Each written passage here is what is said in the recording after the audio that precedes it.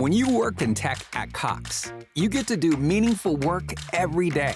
You get to be the biker who codes as fast as he rides, crafting advanced tech solutions that transform car buying. Or a guitarist who develops harmonious apps and websites, connecting people to people and businesses, all in real time. A savvy soccer mom running solution sets as passionately as she runs gameplays. Be the super secret keeper, designing cybersecurity systems to protect private data and websites. A planet protector, expanding EV battery life and inventing more ways to build a better future for all. When you work in tech at Cox, you get to do career-defining work that solves the greatest problems of our time. Join us and connect to work that improves lives, including yours. Learn more about our family of businesses at cox.career/tech.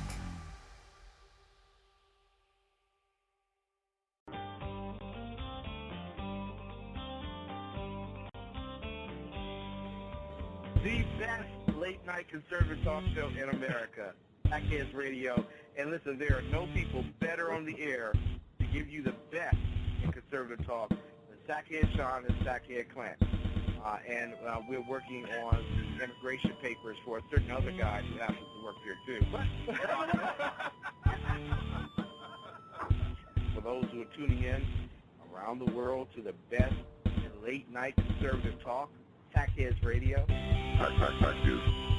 Radio. Sack News. Sack News. Radio.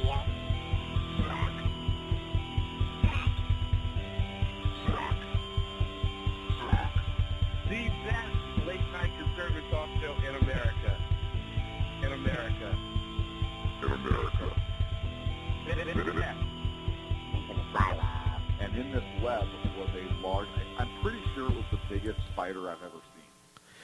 Hey, it is the 10th. That's right, the 10th of September in 2014. This is the Sackheads Radio Show. Thank you so much for joining us this evening here on the SHR Media Network. Thank you to our good friend, the exceptional one himself, Ken McClinton, who threw it over to us. We love him. We appreciate him. He gave us some pretty kick-ass hats that we're happy about. We each got one. Clinton and I got one. And then we got one for the studio. Right. He sent 3 hats. Right. A red, white, and blue, right, as it were. And you took red, of course, like Boston. I took blue because it's awesome color. And then he sent a white one also for the studio. I don't know why he didn't send one to Saco. I haven't a clue. But the white one is actually up in the studio in our museum and SHR Media Center. Yeah. I have to say, though, they're not autographed. Oh, no. Dude.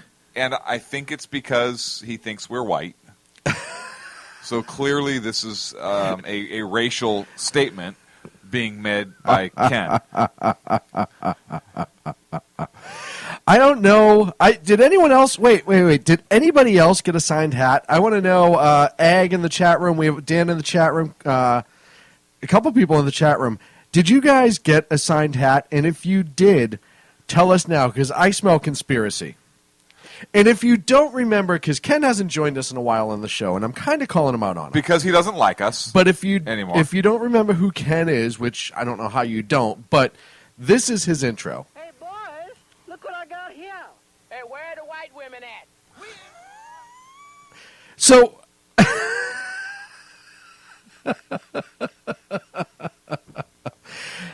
that never gets old. Ag said he got a signature hat. He got a signed hat. Oh, no. Jason did not. So, you know what? I'm going to start putting down a list of people who got a signed hat hats. and some who didn't. You know what, Ken? Because, and we love you. I remember Ken's first call into our show. Oh, yes. When Ken, and he couldn't stop laughing. And we had no idea who he was at the time.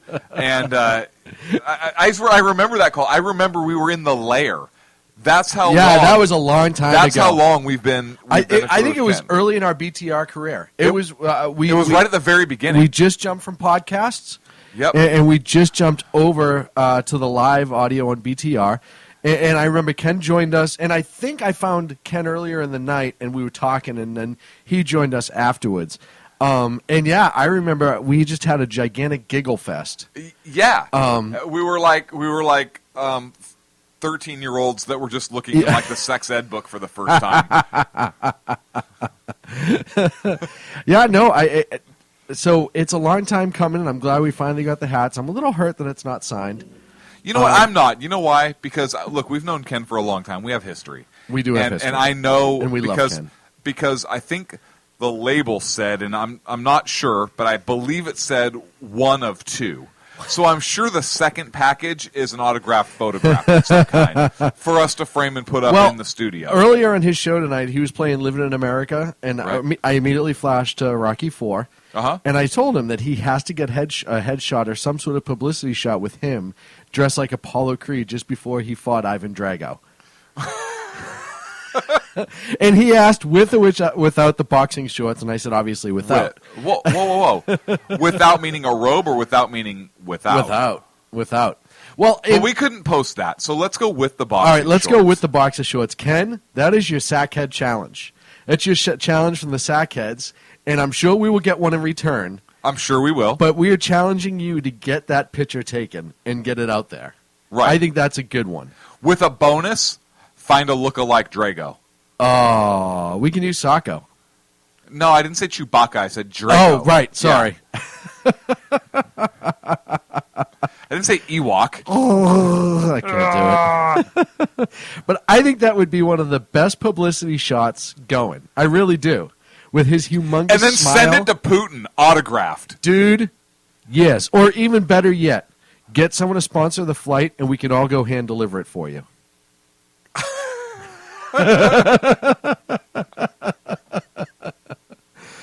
What is this? Who is this, guys? And what is this picture? What? Who is that? What is that, a Hispanic? What? Why Putin? did you have? What do you mean a Hispanic Putin? You just That's a did damn some good Putin. That was a crap Putin. That was a That's good not Putin. your best Putin.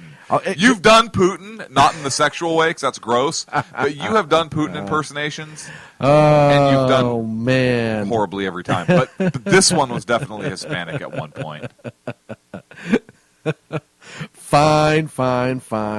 Oh wait. What are you doing? Ken said he's trying to call in. Ken's not trying to call in. He said he is. I don't think he is. And I'm gonna. You know what, Ken? I'm sending you a private message right now Not that kind. with the special phone number. Special. Is it your personal cell? No. Do you have a personal cell? If it hasn't been, well, I mean, if the guy I got it from hasn't turned it off yet, yeah.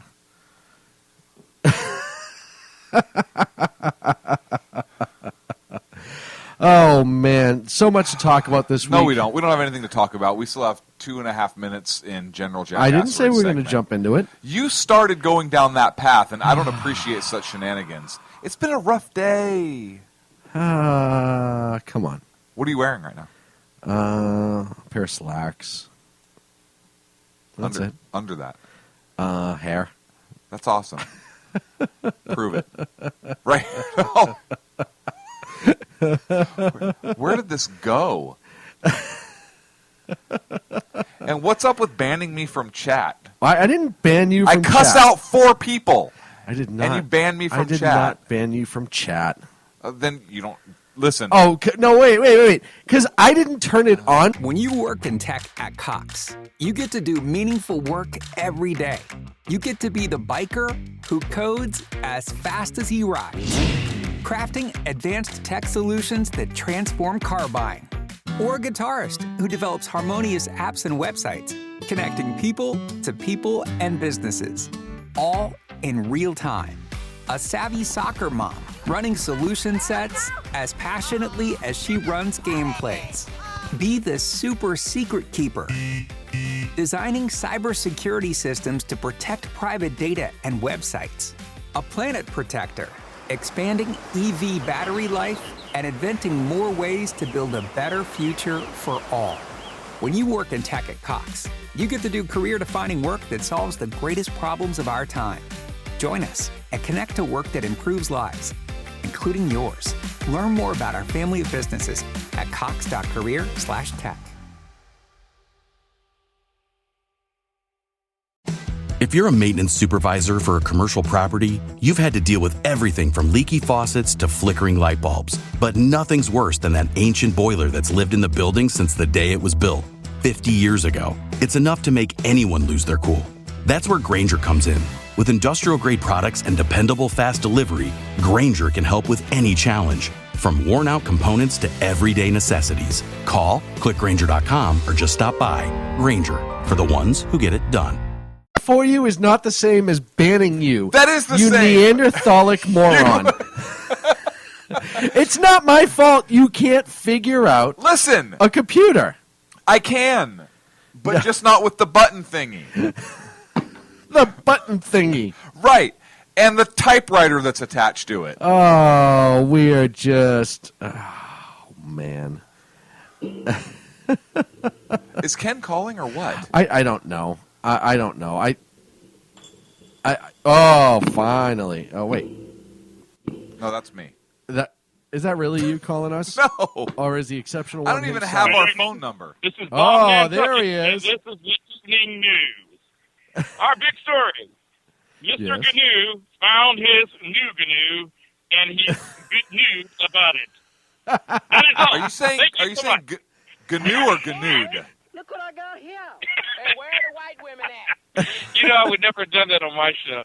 Oh, I know. But no GNUs is good GNUs without Gary GNU. I'm just saying. How are you, my friend? Well, yourselves, I am glad that you all got your hats. Thank you very much. We're actually wearing them right now. Excellent. Listen, Clint, did you get the blue one? I did. Or the red one? I got the blue one. And Sacco has the red one, right? No. Sean has the red one. The white one is the studio. Sacco doesn't get one. Sacco doesn't get one. We have the white one in the case for the SHR Media Museum. Hey, Clint, Yes, sir. can you put me on mute for a second? What? I got the white one for Sean because he's white.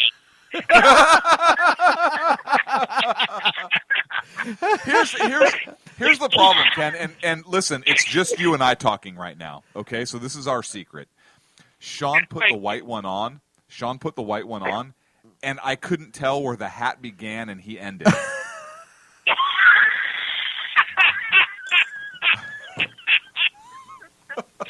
And that was after the suntan.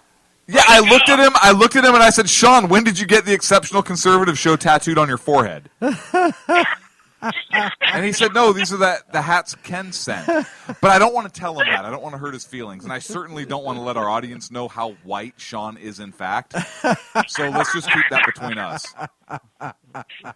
Oh, my. What was that? What do you call it? It's a shopping cart? Is that what you call it? It's a carriage. Shopping cart. Put me on mute again. Yeah, go ahead, Ken. It's just us. Clint, that's really white. That is really a white thing to say. Yeah. I don't think you can get much whiter than that. Or much 19th century. I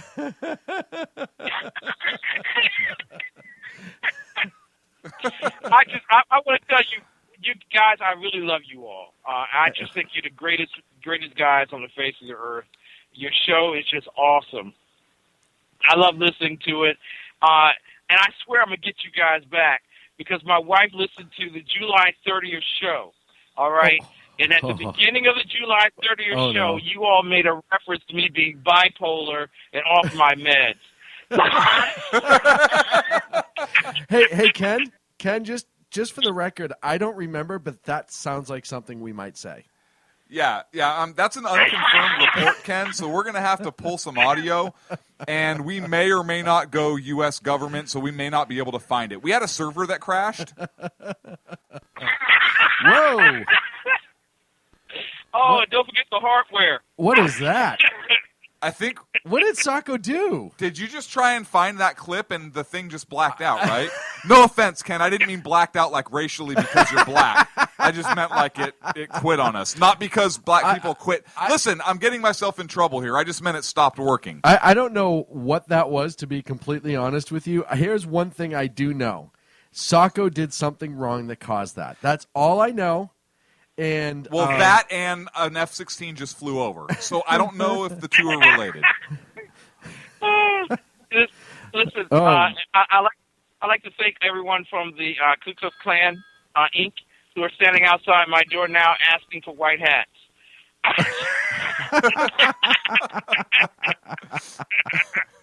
I'm sorry, I'm out. Hey, all right, somebody listen, and I have to say this because I have to beat Sacco at some point. Because here's what's going on. He has one of the many like electronic programs that he runs, and for those who don't know, I'm kind of running Sacco's bit tonight. Again, he's not here.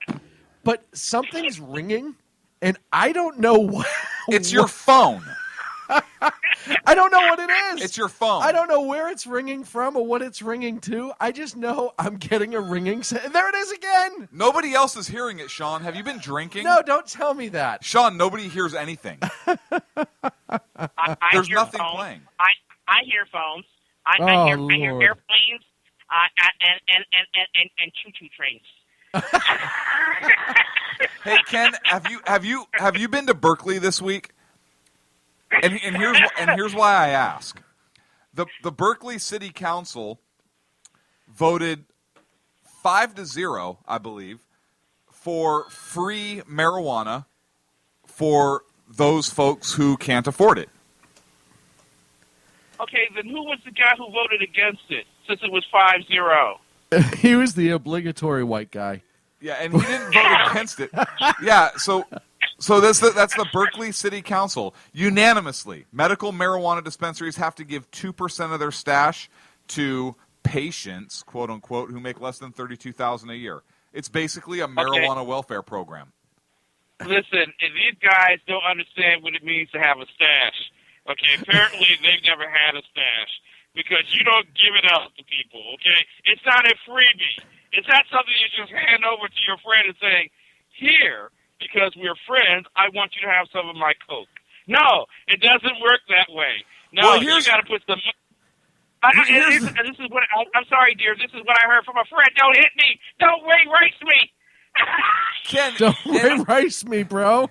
Ken, and here's the thing. This is weed redistribution. The progressives can't even let themselves have their own crap. Maybe now they'll get it. Wait a second. I grew this weed. No. You didn't build that. You didn't grow that weed. I'm going to go with this music, Sean, since it's playing. That weed is everybody's. Again, it's the communities. We're redistributing weed here in Berkeley, California. Because that's what we believe in. It's the people's land. It's the people's weed. The people's weed. This is really funny. I love this music. When you work in tech at Cox, you get to do meaningful work every day. You get to be the biker who codes as fast as he rides, crafting advanced tech solutions that transform car buying, or a guitarist who develops harmonious apps and websites, connecting people to people and businesses, all in real time. A savvy soccer mom running solution sets as passionately as she runs gameplays. Be the super secret keeper, designing cybersecurity systems to protect private data and websites. A planet protector, expanding EV battery life and inventing more ways to build a better future for all. When you work in tech at Cox, you get to do career-defining work that solves the greatest problems of our time.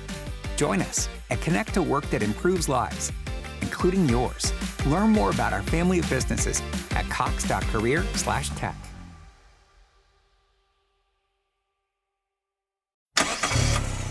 Hear that? That's the beginning of a journey powered by the confidence that comes from driving a vehicle so reliable, it's backed by a 10-year, 100,000-mile limited powertrain warranty. Where your journey ends?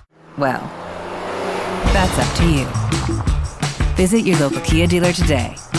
Kia, movement that inspires. See retailer for warranty details. Always drive safely. Limited inventory available. This is outstanding music. If I knew where this was playing right now, I have an idea. Okay. We have in the Sackhead safe. Oh, this is coming. This is coming from Ken. Is it? Ken? That's coming from Ken. He brought his own soundtrack? Dude, how do you do that? How do you bring your own soundtrack to the show? That is amazing. How do you do that? Do you have your own soundtrack? We have a show sound. No, I gotta pause this for a second. Hold on. You boys stand by for a second. I don't mean you boy, quote unquote. Boys. Wait a second, because you're white, and did you mean that like in a Smokey and the Bandit kind of way? You sounded taller on the radio. Yeah, exactly. Hold on, and I know I have, and Jason's on hold too. Ken shows up. This is how badass he is. Right. Not only does he show up once and just after nothing, he picks right up where he left off, talking about how white I am and giving me heck. But he brings his own theme song. He's like Shaft. He's like, what was that one comedy movie where he was the ace of spades and he needed his own theme song, and he went all movie trying to find his own theme music. Oh man, that's pretty. Listen to this. I am just Ken. I don't know how you play in that.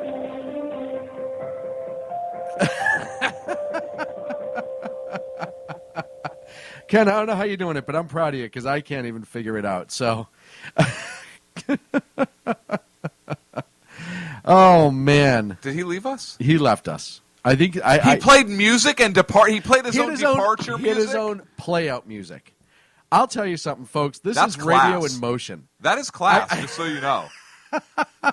I wanted his feedback on this whole free welfare weed redistribution thing. Well, that's a true story. All right, Ken, give us a call back on the same number. Give me about 1 minute because I know I have Jason on the phone, our news director, who's going to yell at us. Well, we actually have something else, another thing to get on too. What's he going to yell at us about? Because you know news directors. You know they stay on topic. They stay on point.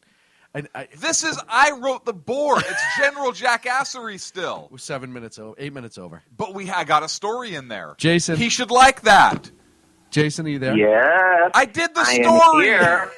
Jason, Glenn, in his you're defense. in big problem, mister. I did the story. What Sean did tried I tell to take you us about out. staying on the rundown? My goodness, I've been a news director at this network for 6 months, and you can't learn a simple thing? So, you have permission to go out of the cage. Whack him in the head. Oh, anybody? Come on.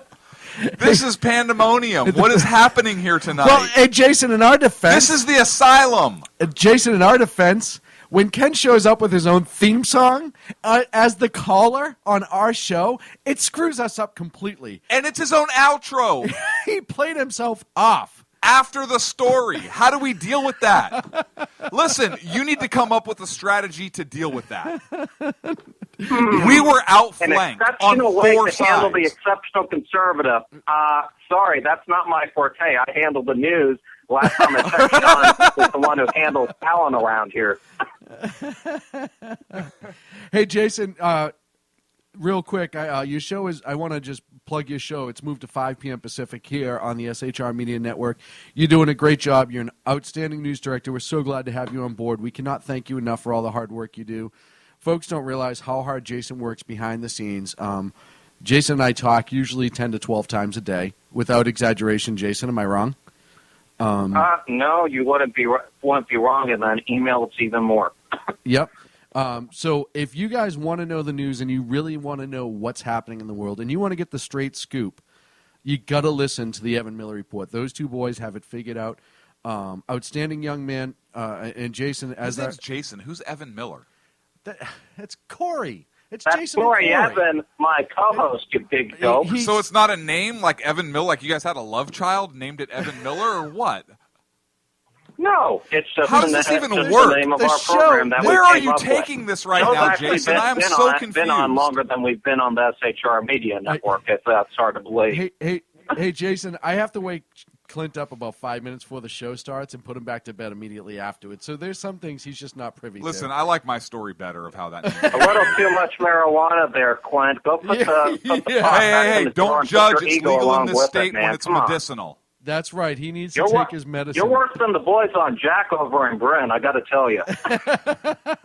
If you haven't listened to them, they're pretty darn funny too. Our Friday nights we play their a replay of their show. Hey, Jason, we got to scoot along though. We are running behind because, well, frankly, Yes, you are, sir. Get back to work. That's the Yes, order. sir. Thanks, Jason. See you later. The best part about that is I know about their show, and he gets so angry at me every time. I know. It's like the big red button on the desk, and I hover my finger over it, and you're over here giving me the height, like waving me off. You've got hands in the air. You're shaking your head no. You two. And I can't push wait the for button. you two to get in the same room because I think it's just going to be nonstop. Just pushing, putting between the two. Pushing, putting. I don't even. Did know I what really that just meant. say that? I think Button you pushing did. between the two of you. I want to sit back and That watch was that not happen. as good as Merkin, but I think that was great. Look, So- I'm going to be in Southern California October 30th. Oh, you can check it out. So there's an opportunity for There us to is get an together. opportunity. I might have to buy him a cup of coffee. Is he old enough to drink a beer? Yes, he is old enough to drink a beer. I don't know. I mean, does he have to be in by 10? No, let's go back. Listen, let's go back. So we have another story. We do. And this is, again, Weed in Berkeley. So I have kind of like a jihad against Berkeley this week in the way that the first couple stories were. We do have to explain Berkeley, California, a little bit for those outside of California. It's screwed up. Now, this professor... No, but if Okay, you hang on, picture a gigantic hippie commune that thinks they know what's right for everybody... And take it farther to the left. And take it further to the left. Right. And point fingers at everybody you don't agree with. The entire town smells like patchouli. Not the entire town, just the campus and like a mile from it, because then you get into Richmond and Oakland. Right, well, that's a little bit different. Which is like being in South Central Los Angeles. Right, you go from Hippieville to, oh my goodness. And so you add a patchouli smell and 1 million parking tickets, and you have the city of Berkeley. The city of Berkeley, who, by the way, I believe it was in the 70s, issued a city ordinance that forbade the federal government from moving on trains nuclear weapons because they were moving the rocket booster aspect of the weapon via train.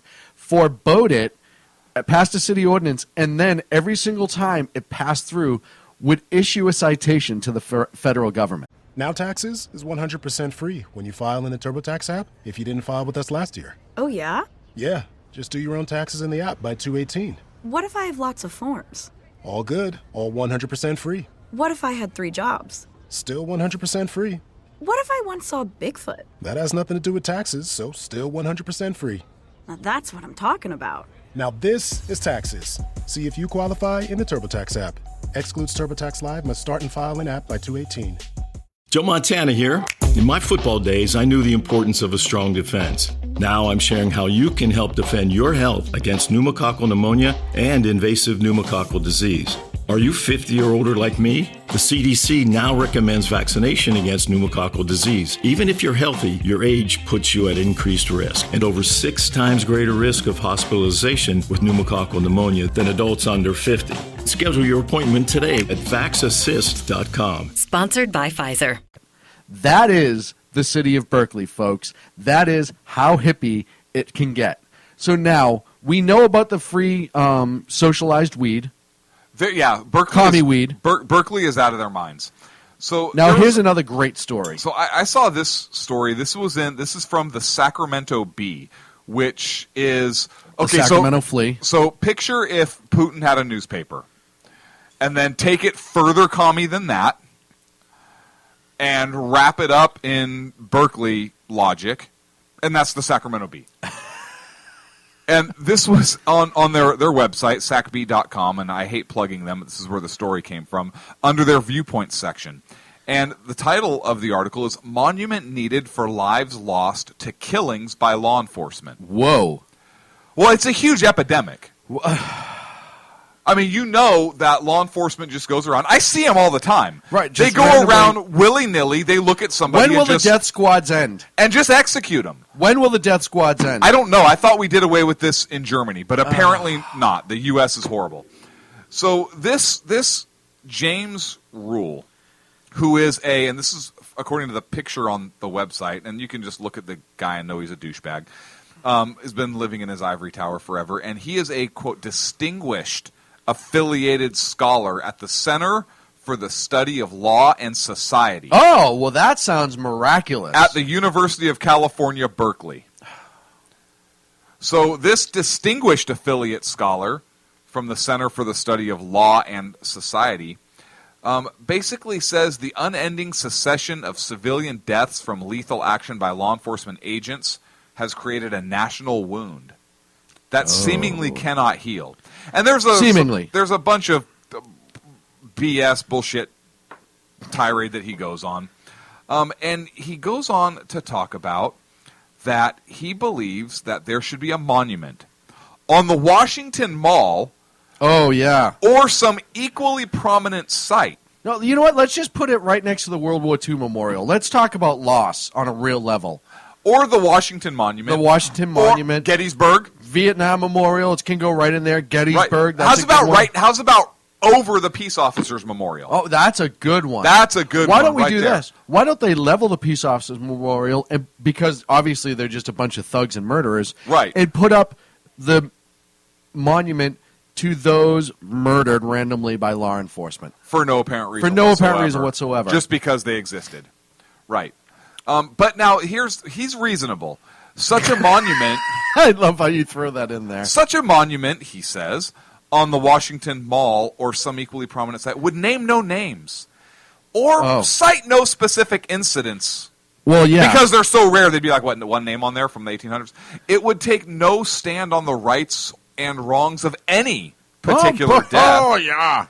It would not identify the victims with any particular racial or other social category. So it's just Instead, it would commemorate a vast and unfortunately ongoing loss, one that is entirely preventable.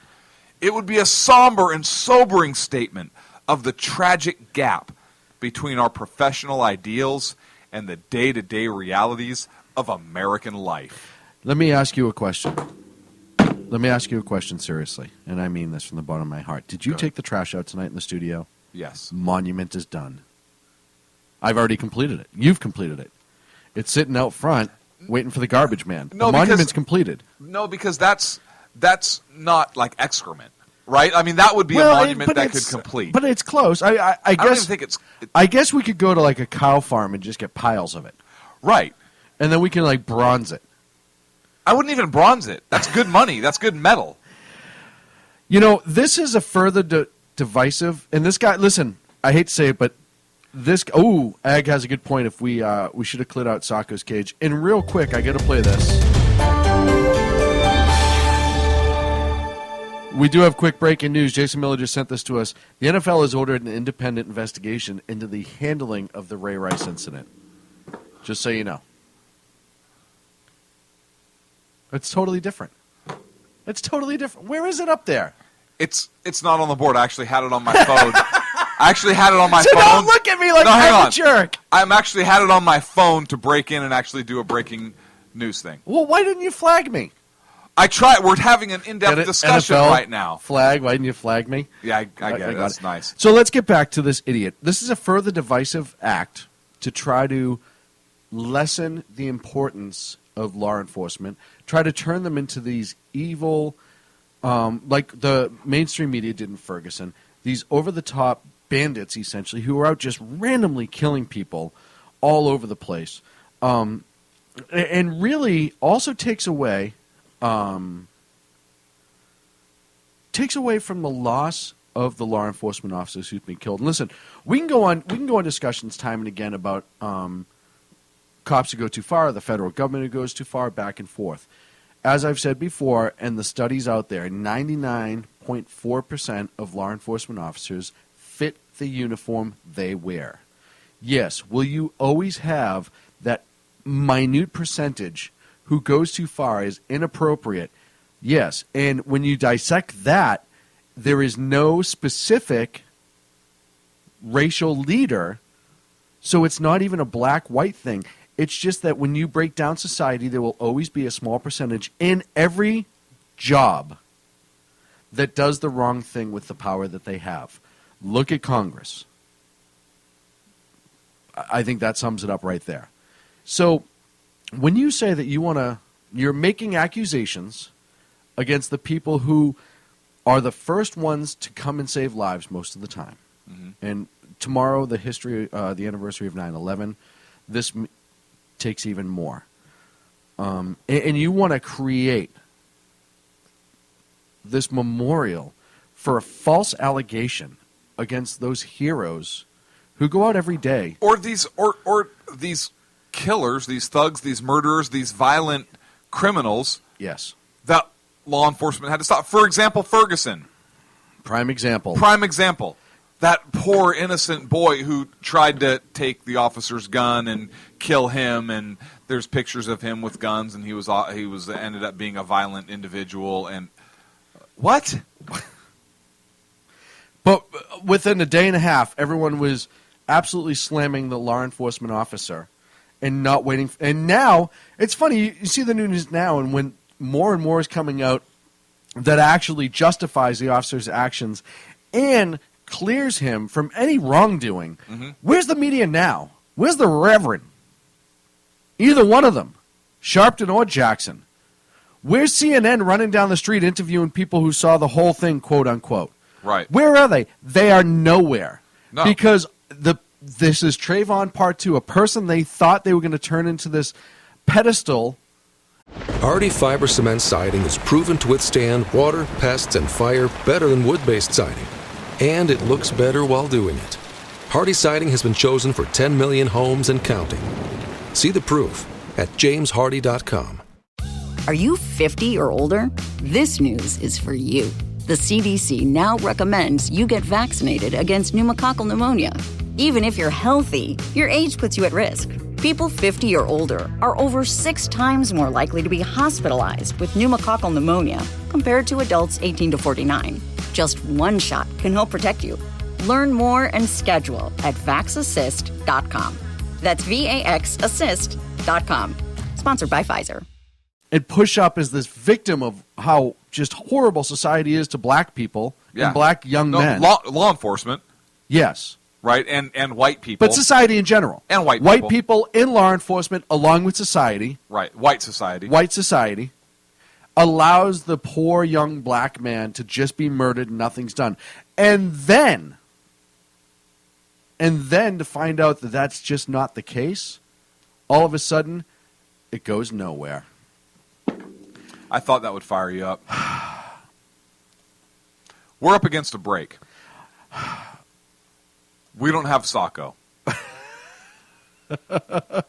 And Jason failed to call in to keep us on task with the break. Stop it. As our news guy. Called in over the other thing, can't call in to let us know we're 2 minutes over for a break. We are just a mess tonight here. Back after this. Radio.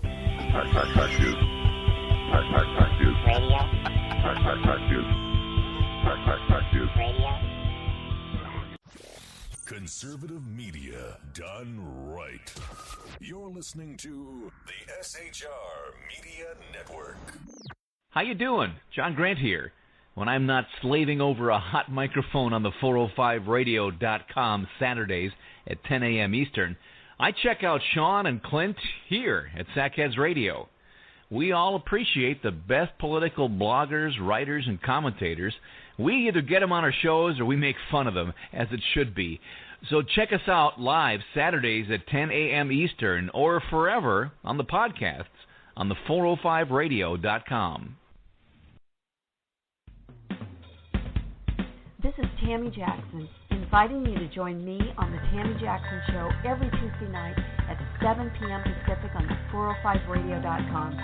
Put down that remote and tune into the show that covers politics, guns and the Second Amendment, religious liberties, sanctity of life, the military, and more. I host newsworthy guests and work hard to be a conservative radio show that's not like all the others. So stay Tuesday nights at 7 p.m. Pacific for me, Tammy Jackson, on the 405media.com.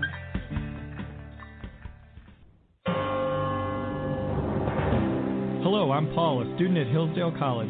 Here is my professor, Dr. Larry Arnn, on the separation of church and state. America's founders believed in the separation of church and state, in that the country was not to have an official religion or an official sect. But that did not mean that government was to be hostile to religion, or even indifferent to religion, as many today argue. In fact, America's founding document, the Declaration of Independence, includes both a reference to God as the author of the laws of nature and a confident assertion that human beings are endowed by their Creator with certain inalienable rights. Far from being hostile or indifferent to religion, America's founders understood the theology of the Declaration to be an essential part of the education of citizens. This Constitution Minute was brought to you by Hillsdale College. To join the national conversation on the Constitution, go to constitutionminute.org.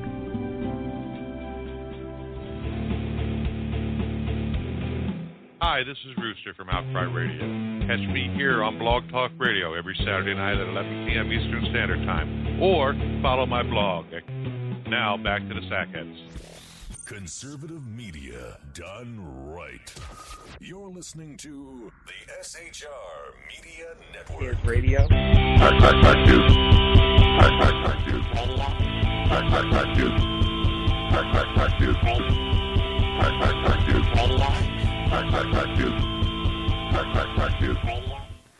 And we are back here on the Sackheads Radio Show. Thank you so much for joining us this evening.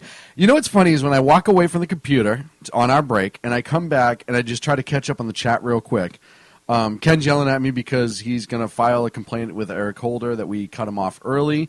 But all of a sudden, out of nowhere, I just read something real quick from Ag, who says, Ken, you should bust into a beauty shop and steal a weave. Justice will be served. And I don't need to know what the content was for that to be funny. Oh, man. Obama said something tonight. It wasn't did. Really important. That segment's done. That's pretty much it. To be honest, he said everything that we Let's play it. It's 14 minutes. We'll cut in as we need. We're going to play it. All right. Just play it straight through. That's us. Speak to you about what the United States will do with our friends and allies to degrade and ultimately destroy the terrorist group known as ISIL. As Commander-in-Chief, my highest priority is the security of the American people. Over the last several years, we have consistently taken the fight to terrorists who threaten our country. We took out Osama bin Laden and much of al-Qaeda's leadership in Afghanistan and Pakistan. We've targeted al-Qaeda's affiliate in Yemen and recently eliminated the top commander of its affiliate in Somalia. We've done so while bringing more than 140,000 American troops home from Iraq and drawing down our forces in Afghanistan, where our combat mission will end later this year. Thanks to our military and counterterrorism professionals, America is safer. Still, we continue to face a terrorist threat. We can't erase every trace of evil from the world, and small groups of killers have the capacity to do great harm. That was the case before 9/11, and that remains true today. And that's why we must remain vigilant as threats emerge. At this moment, the greatest threats come from the Middle East and North Africa, where radical groups exploit grievances for their own gain. And one of those groups is ISIL, which calls itself the Islamic State. Now let's make two things clear. ISIL is not Islamic. No religion condones the killing of innocents, and the vast majority of ISIL's victims have been Muslim. I'm going to pause that for a second. Okay. ISIS is, in fact, Islamic. It's in their name. But it's not a religion in and of itself. No, it's not. Is I think what he was saying. Okay. But still, the phrasing on that was very namby-pamby. That's a technical term. That's a technical term. That's a news term. That's a media term for those that aren't familiar with the lingo. But they do hide behind their religion as their reason for committing atrocious acts. And their skirts. And their skirts. Moving on. Hang on. Oh, Why do you only get to say something? Because you I like you gave me that look like, why did you stop it there? I know. Dude. I like how I don't like, but he starts with the entire, we've drawn down, we're so awesome, we're going to be out of Afghanistan, and that mission is ended, just like in Iraq, where now we need to start building. Okay, good job. Good job there, Sparky. And then he goes on to say that we're safer today. Well, oh, yeah. We're safer today, yet the border is open. We know that the Islamic State is looking at the Mexico border as a way in. There are reports that they're already in Tijuana and Juarez. We talked. I've been living in California for too long. We talked about the Homeland Security threat that came out, right? Mm-hmm. Talking about lone wolf attacks or whatnot here in the United States and how there's concern for that. How are we safer? Ooh. Oh, yeah, we're not. Okay, go ahead. It's certainly not a state. It was formerly al-Qaeda's affiliate in Iraq and has taken advantage of sectarian strife and Syria's civil war to gain territory on both sides of the Iraq-Syrian border. It is recognized by no government, nor by the people it subjugates. ISIL is a terrorist organization, pure and simple, and it has no vision other than the slaughter of all who stand in its way. In a region that has known so much bloodshed, these terrorists are unique in their brutality. They execute captured prisoners. They kill children. They enslave, rape, and force women into marriage. They threatened a religious minority with genocide. And in acts of barbarism, they took the lives of 2 American journalists, Jim Foley and Stephen Sotloff. So ISIL poses a threat to the people of Iraq and Syria and the broader Middle East, including American citizens, personnel, and facilities. If left unchecked, these terrorists could pose a growing threat beyond that region, including to the United States. While we have not yet... Now, wait a second. Wasn't it a month and a half ago that they were the JV team? Weren't they the junior varsity al-Qaeda? Weren't they nothing to worry about? Yeah. So much so that he had no plan, despite the fact that I think it was that West Point has been keeping records on them for 4 years and been warning people. Well, we talked about the West Point report came out saying that this has been an ongoing threat for 4 years, and now basically he's saying they're worse than he believes white people to be. So... Well, I don't have a plan in my defense. I really don't. I just don't have anything about anything at all, actually. I don't even know how I'm getting home tonight. Moving right along. Specific plotting against our homeland. ISIL leaders have threatened America and our allies. Our intelligence community believes that thousands of foreigners, including Europeans and some Americans, have joined them in Syria and Iraq. Thousands of foreigners, including Europeans and Americans. Now, foreigners to ISIL? Foreigners to Iraq and Syria? Or is he calling us foreigners? I didn't get that. Go on. Maybe he was talking about the group. Ooh.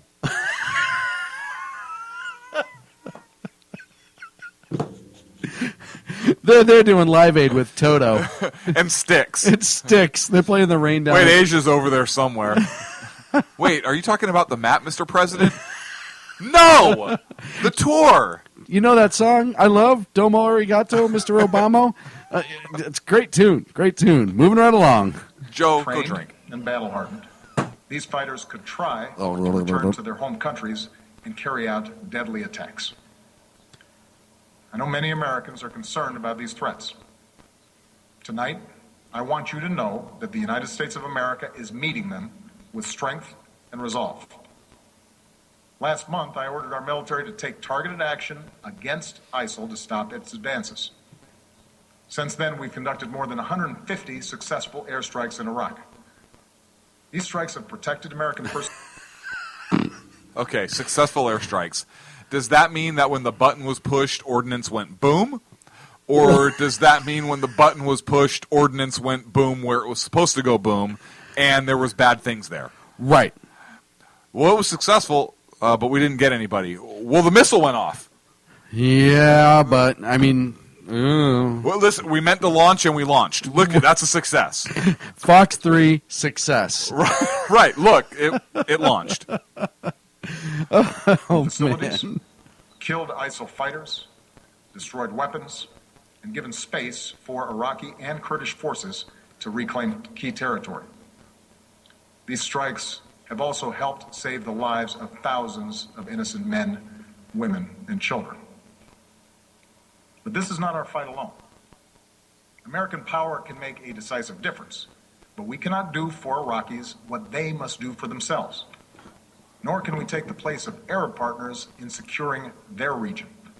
And that's why I've insisted that additional U.S. action depended upon Iraqis forming an inclusive government, which they have now done in recent days. So now, let me be clear. With a new Iraqi government in place and following consultations with allies abroad and Congress at home, I can announce that America will lead a broad coalition to roll back this terrorist threat. Now, I want to talk about the war on women, because he used the word broad twice. And how come he gets away with saying it, but when we say it... We get hate mail? We get hate mail and everything else. He said abroad, and then he said broad. Right. And we know who he's talking about. We know exactly who he's talking about. Right, Angela Merkel. Right. Moving on. Our objective is clear. We will degrade and ultimately destroy ISIL. Women. Through a comprehensive and sustained counterterrorism strategy. First, we will conduct a systematic campaign of airstrikes against these terrorists.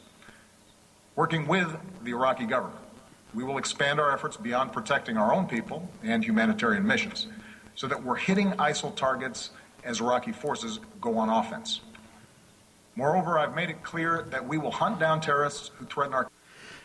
To which the Iraqi forces responded, what the hell is offense? Wherever they are. That means I will not hesitate to take action against ISIL in Syria as well as Iraq. So we're actually going to take action in Syria, but not against the Assad regime that was using chemical weapons to kill thousands of people, but against ISIS. Interesting. Core principle of my presidency. If you threaten America, you will find no safe haven. Second, unless you're the Fort Hood shooter, and then you'll find it actually in an American prison. We will increase our support to forces fighting these terrorists on the ground. In June, I deployed several hundred American service members to Iraq to assess how we can best support Iraqi security forces. Now that those teams have completed their work and Iraq has formed a government, we will send an additional 475 service members to Iraq. No boots on the ground. These American forces will not have a combat mission. We will not get dragged into another ground war in Iraq. But they are needed to support Iraqi and Kurdish forces with training, intelligence, and equipment. We'll also support Iraq's efforts to stand up National Guard units to help Sunni communities secure their own freedom from ISIL's. But we can't get National Guard communities on our border. I'm just saying. I think it's great that he wants the Iraqi National Guard to stand up, but we can't get our own National Guard to go patrol the southern border. Amazing. Wait a second. Why doesn't Iraqi's National Guard come here and patrol our border? And we'll swap. And then we'll swap. We'll Right. go patrol their border, because then it's not Americans being hateful. Right. I think that's a good idea. Go on. Across the border in Syria, we have ramped up our military assistance to the Syrian opposition. Tonight, I call on Congress again to... Oh, wait. The Syrian opposition is a majority ISIS at this point. ISIS is taking over half of Syria. We're not giving aid to the Syrian government, which is fine. I think they're monsters, and I understand that.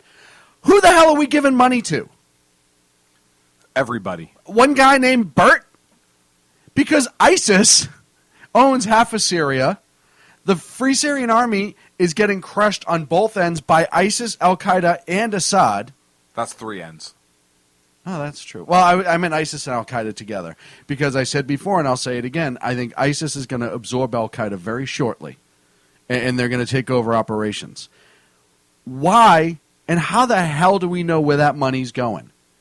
It's amazing. Because right now, we were sure that our equipment and everything went to the Iraqis, and the ISIS a-holes are driving it around, killing innocent people with it. So we're going to pump in more stuff into Syria and watch potentially the same thing happen. Brilliant. So I have a solution for that, a Yes. fix. Everything we give them to use is pre-rigged with explosive that we control the button for, and the second it's taken over, we hit the button and it detonates. I like that one. I know you do. Well, that's why I said all of our airstrikes should have been going on right away. We should be blowing up all of our old equipment. So we can call. I know how he loves to use the justice system for international, the courts and all that. All we needed was the Iraqi militaries to report it stolen, and then we would just destroy it because now it's stolen. So it's not in the hands, and we know it's stolen because we have a report, and that's most important for the insurance. Right. And then we should do that in states also. When people steal things, the owners just get to blow it up. Dude, this is a hot... What's beeping? Oh, let's keep going. Additional authorities and resources to train and equip these fighters. In the fight against ISIL, we cannot rely on an Assad regime that terrorizes its own people, a regime that will never regain the legitimacy it has lost. Instead, we must strengthen the opposition as the best counterweight to extremists like ISIL, while pursuing the political solution necessary to solve Syria's crisis. Counterweight. So you don't want to destroy ISIS. You just want somebody to balance it out in the region? Why would you say counterweight? How about opposing force? How about potential freedom fighters? How about using a word with some sort of conviction other than a counterweight? You know what a counterweight does? It balances it. We don't want a balance. If we are going to absolutely take out ISIS, if that's his plan, then we need to do more than balance. But if you just want to bring it to a manageable size, manageable. You balance it. Manageable. Do a little side step. Third, we will continue to draw on our substantial counterterrorism capabilities to prevent ISIL attacks. Working with our partners, we will redouble our efforts to cut off its funding, improve our intelligence, strengthen our defenses, counter its warped ideology, and stem the flow of foreign fighters into and out of the Middle East. And in 2 weeks, I will chair a meeting of the UN Security Council to further... Oh, thank goodness. Woo! I was looking for the answer, and there it is. How are we going to stop ISIS? The UN Security Council, and he is going to chair it. I just feel all warm and cuddly. The national community around this effort. Fourth, we will continue to provide humanitarian assistance to innocent civilians who've been displaced by this terrorist organization. This includes Sunni and Shia Muslims who are at grave risk, as well as tens of thousands of Christians and other religious minorities. We cannot allow these communities to be driven from their ancient homelands. So this is our strategy. And in each of these 4 parts of our strategy, America will be joined by a broad coalition of partners. There it is Already again. Allies are flying planes with us over Iraq, sending arms Those and assistance broads. to Iraqi security forces and the Syrian opposition, sharing intelligence and providing billions of dollars in humanitarian aid. Secretary Kerry was in Iraq today, meeting with the new government and supporting their efforts to promote unity. To which Secretary called me and said, "Get me the hell out of here. I'm in Iraq." In the coming days, he will travel across the Middle East and Europe to enlist more partners in this fight, especially Arab nations who can help mobilize Sunni communities in Iraq and Syria to drive these terrorists from their lands.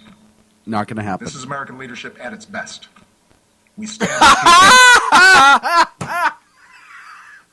That was great. Did Mel Brooks write that for him? Not Reagan getting the commies to give up. Not World War II. Not Right. any of that. Not the honestly, not the Revolutionary War. Right. This, Not the moon landing. This, Mr. Lead from Behind. This is American leadership at its best. At its best, mister. Oh, At its wow. best. You want to talk about a conceited a-hole. Why are we going to talk about me right now? Oh, I was talking about Sacco. Oh, I Still not apologize. here Yeah, yet. I was wondering. Let the president speak. For their own freedom. And we rally other nations on behalf of our common security and common humanity. My administration has also secured bipartisan support for this approach here at home. I have the authority to address the threat from ISIL, but I believe we are strongest as a nation when the President and Congress work together. See what he did there? I have the authority. Me. I can do it all by myself if I want to. But we're better if Congress joins. But now, all of a sudden, he wants to play ball with Congress. Now he wants bipartisan support in Congress. And he's trying to paint Congress into a corner. Right. Now they have to do it, or they're not being bipartisan, and they don't care about the mission. The mission. Which, by the way, I've dubbed Operation Rolling Blunder. So I welcome congressional support for this effort in order to show the world that Americans are united in confronting this danger. I welcome your support. I don't need it. I welcome it. Though. Right. It'd be nice. Yeah, it's nice. You're welcome to have your support. Right.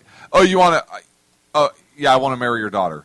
Yeah, well, I'd like your support, but I'm pretty much going to do it anyways. Yeah, but I'd like your support. Yeah, it doesn't matter. Okay. So what's going to happen next? Oh, yeah, no, I'm going to beat the hell out of you once you do it. Right. Got it. Time to eradicate a cancer like ISIL. And any time we take military action, there are risks involved, especially to the servicemen and women who carry out these missions. But I want... Now, folks, that is a precursor right there, and this administration's done this amazingly. Well, they'll throw out little tidbits, so when it comes back to bite them, they can say, no, we warned you. We said. 1,400 troops are going to be on the ground in Iraq. But they're just consulting. Non-combat role. Right. They're only consulting. But now if any of them get injured or killed during this, or there's airplanes shot out of the sky because we don't know what equipment ISIS has per se. Now that warning is there. So you know what he's saying, folks? Through all of this, we are going back to a war, whether we like to admit it or not. Yes. American people to understand how this effort will be different from the wars in Iraq and Afghanistan. It will not involve American combat troops fighting on foreign soil. Just fighting over foreign soil for the pilots. Well, or they'll be on foreign soil, but they won't be fighting. Does that mean they can't argue? Like if there's a disagreement over dice or cards or something that, right? One of them captures like a scorpion and names it Archimedes. Go fish. It's fighting like Archimedes. spiders or whatever, right? Does that mean they can't because then they'd be participating in fighting on foreign soil? More importantly, do they take American soil with them? Just glue it to their boots. Glue it to their boots, so technically they're fighting on American soil. But now my question becomes: do they not have the right to defend themselves? No, because then they're fighting on foreign soil. What would happen? So, and I mean this Sean, seriously. The president has spoken. They cannot fight on foreign soil. Does that mean that if they are outside, say, the embassy... now that's American soil. Right. And on American soil, that's fine. Right. If they go outside as advisors and they come under attack, do they not have the right to defend themselves? Well, they have a right to because that's a basic... Are they allowed to? Right. Though? I don't know. I don't know what I the think rules of engagement that's are. another CYA. They should be. However, with this administration, I wouldn't put anything past them. Oh, moving right along. Terrorism campaign will be waged through a steady, relentless effort to take out ISIL wherever they exist using our air power and our support for partners' forces on the ground. This strategy of taking out terrorists who threaten us while supporting partners on the front lines is one that we have successfully pursued in Yemen and Somalia for years, and it is consistent with the approach I outlined earlier this year, to use force against anyone who threatens America's core interests, but to mobilize partners wherever possible to address broader challenges to international order. And to take the blame. My fellow Americans, we live in a time of great change. Democrats? Tomorrow marks 13 years since our country was attacked. Next week marks he 6 remembered. years since our economy suffered its worst setback since the Great Depression. Has nothing to do with Yet, this. Despite these shocks, through the pain we felt and the... Stop. And this drives me insane. How dare he even throw the economy in after 9/11? How dare he even... You know what that is? That's the whole don't be mad at the Muslims who were doing this, like in 9/11. Just understand that things just happen. Remember the economic disaster? That just happened. We did that to ourselves. The Republicans did that to us. So be careful who you're mad at. No. You can talk about the anniversary of 9/11 for this, and I can understand that. But don't throw the economy in and undermine the events that occurred on 9/11. How dare you? Work required to bounce back. America is better positioned today to seize the future than any other nation on earth. Our technology companies and universities are unmatched. Our manufacturing and auto industries are thriving. Energy independence is closer than it's been in decades. For all the work that remains, our businesses are in the longest uninterrupted stretch of job creation in our history. Yeah, that 100,000 in August was awesome. And discord within our democracy. I see the grit and determination and common goodness of the American people every single day. And that makes me more confident than ever about our country's future. From the White House? Abroad, American leadership is the one constant in an uncertain world. Broad. So now he's endorsing Hillary. It has the capacity and will to mobilize the world against terrorists. It is America that has rallied the world against Russian aggression and in support of the Ukrainian people's right to determine their own destiny. How did we get to the Ukraine? Our scientists, our doctors, our know-how that can help contain and cure the outbreak of Ebola. It is America that helped remove we were talking about ISIS. Declared chemical weapons so that they can't pose a threat to the Syrian people or the world again. But we're just going to arm some people. That is helping Muslim communities around the world, not just in the fight against terrorism, but in the fight for opportunity and tolerance. Against and a more hopeful against future. Americans. Wait.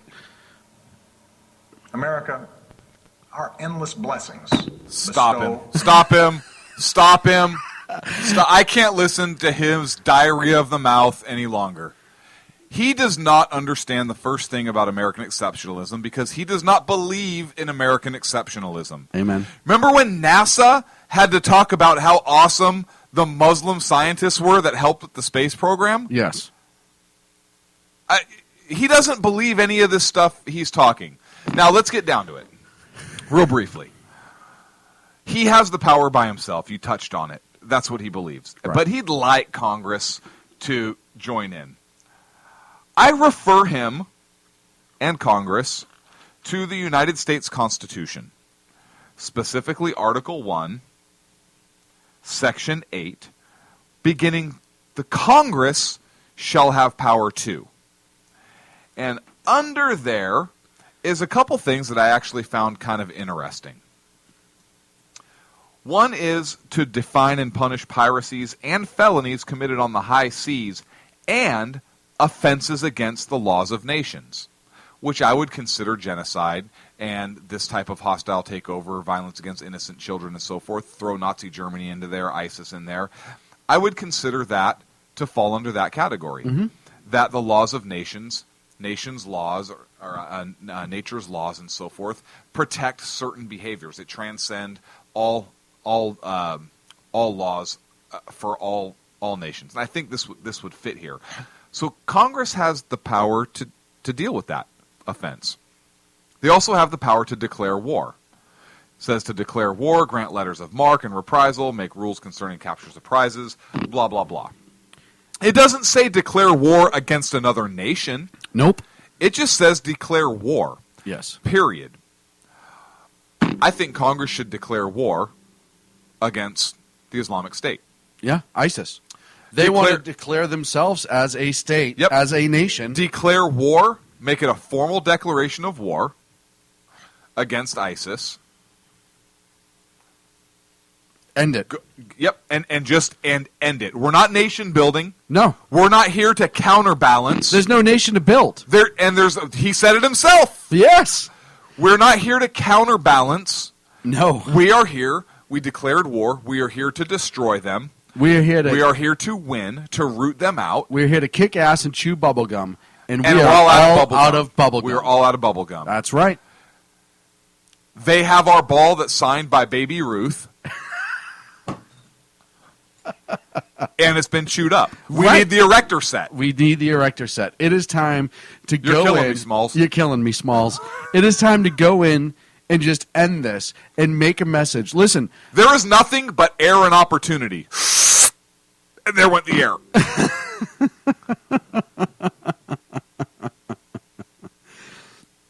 What we need to do is not be afraid to go in, and I don't care if we want to do it all by cruise missiles and aircraft. If we have to, if we How's about a cruise? You just had a brilliant idea and didn't even realize it. I know. We start with a cruise here in the United States.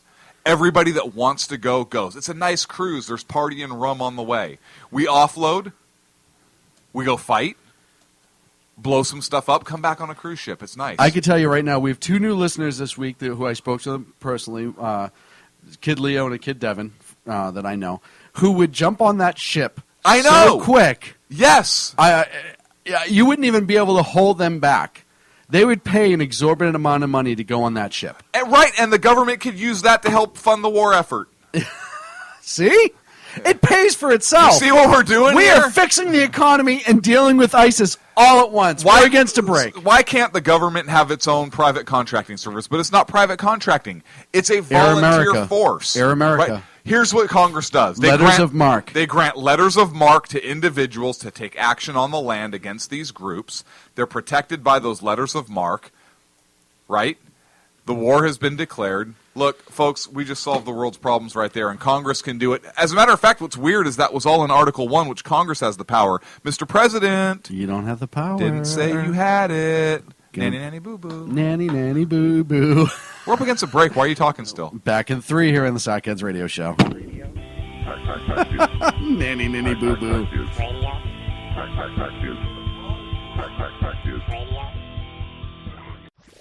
Conservative media done right. You're listening to the SHR Media Network. How you doing? John Grant here. When I'm not slaving over a hot microphone on the 405radio.com Saturdays at 10 a.m. Eastern, I check out Sean and Clint here at Sackheads Radio. We all appreciate the best political bloggers, writers, and commentators. We either get them on our shows or we make fun of them, as it should be. So check us out live Saturdays at 10 a.m. Eastern or forever on the podcasts on the 405radio.com. This is Tammy Jackson, inviting you to join me on the Tammy Jackson Show every Tuesday night at 7 p.m. Pacific on the 405radio.com. Put down that remote and tune into the show that covers politics, guns and the Second Amendment, religious liberties, sanctity of life, the military, and more. I host newsworthy guests and work hard to be a conservative radio show that's not like all the others.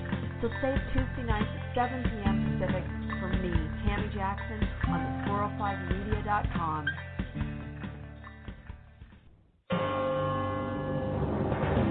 Hello, I'm Paul, a student at Hillsdale College. Here is my professor, Dr. Larry Arnn, on the separation of church and state. America's founders believed in the separation of church and state, in that the country was not to have an official religion or an official sect. But that did not mean that government was to be hostile to religion, or even indifferent to religion, as many today argue. In fact, America's founding document, the Declaration of Independence, includes both a reference to God as the author of the laws of nature and a confident assertion that human beings are endowed by their Creator with certain inalienable rights. Far from being hostile or indifferent to religion, America's founders understood the theology of the Declaration to be an essential part of the education of citizens. This Constitution Minute was brought to you by Hillsdale College. To join the national conversation on the Constitution, go to constitutionminute.org.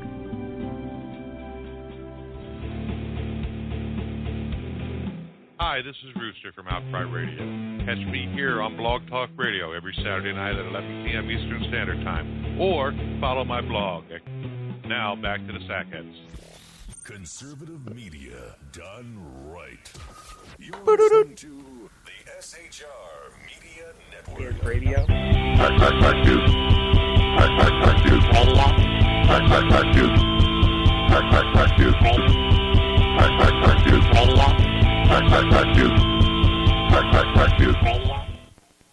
And welcome back here to the Sackheads Radio Show. It is the 10th of September, 2014. Thank you so much for joining us here on the SHR Media Network. Check out all of our shows here on the network.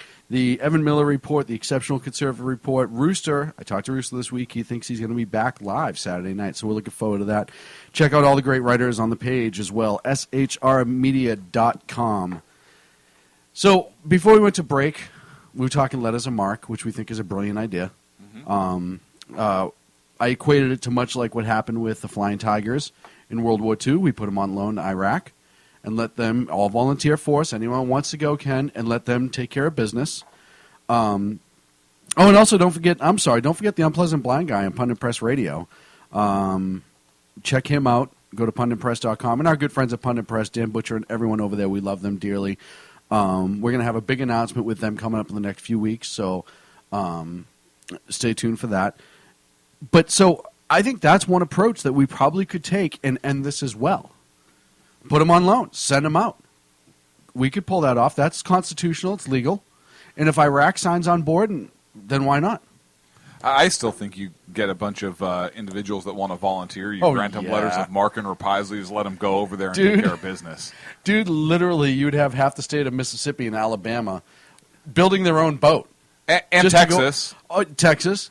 They'd be like going to the mothball fleet and getting some ships back together again. I'm just saying it's possible. Hey, where are you guys going? We're getting the band back together. We're getting the band. Wait a second.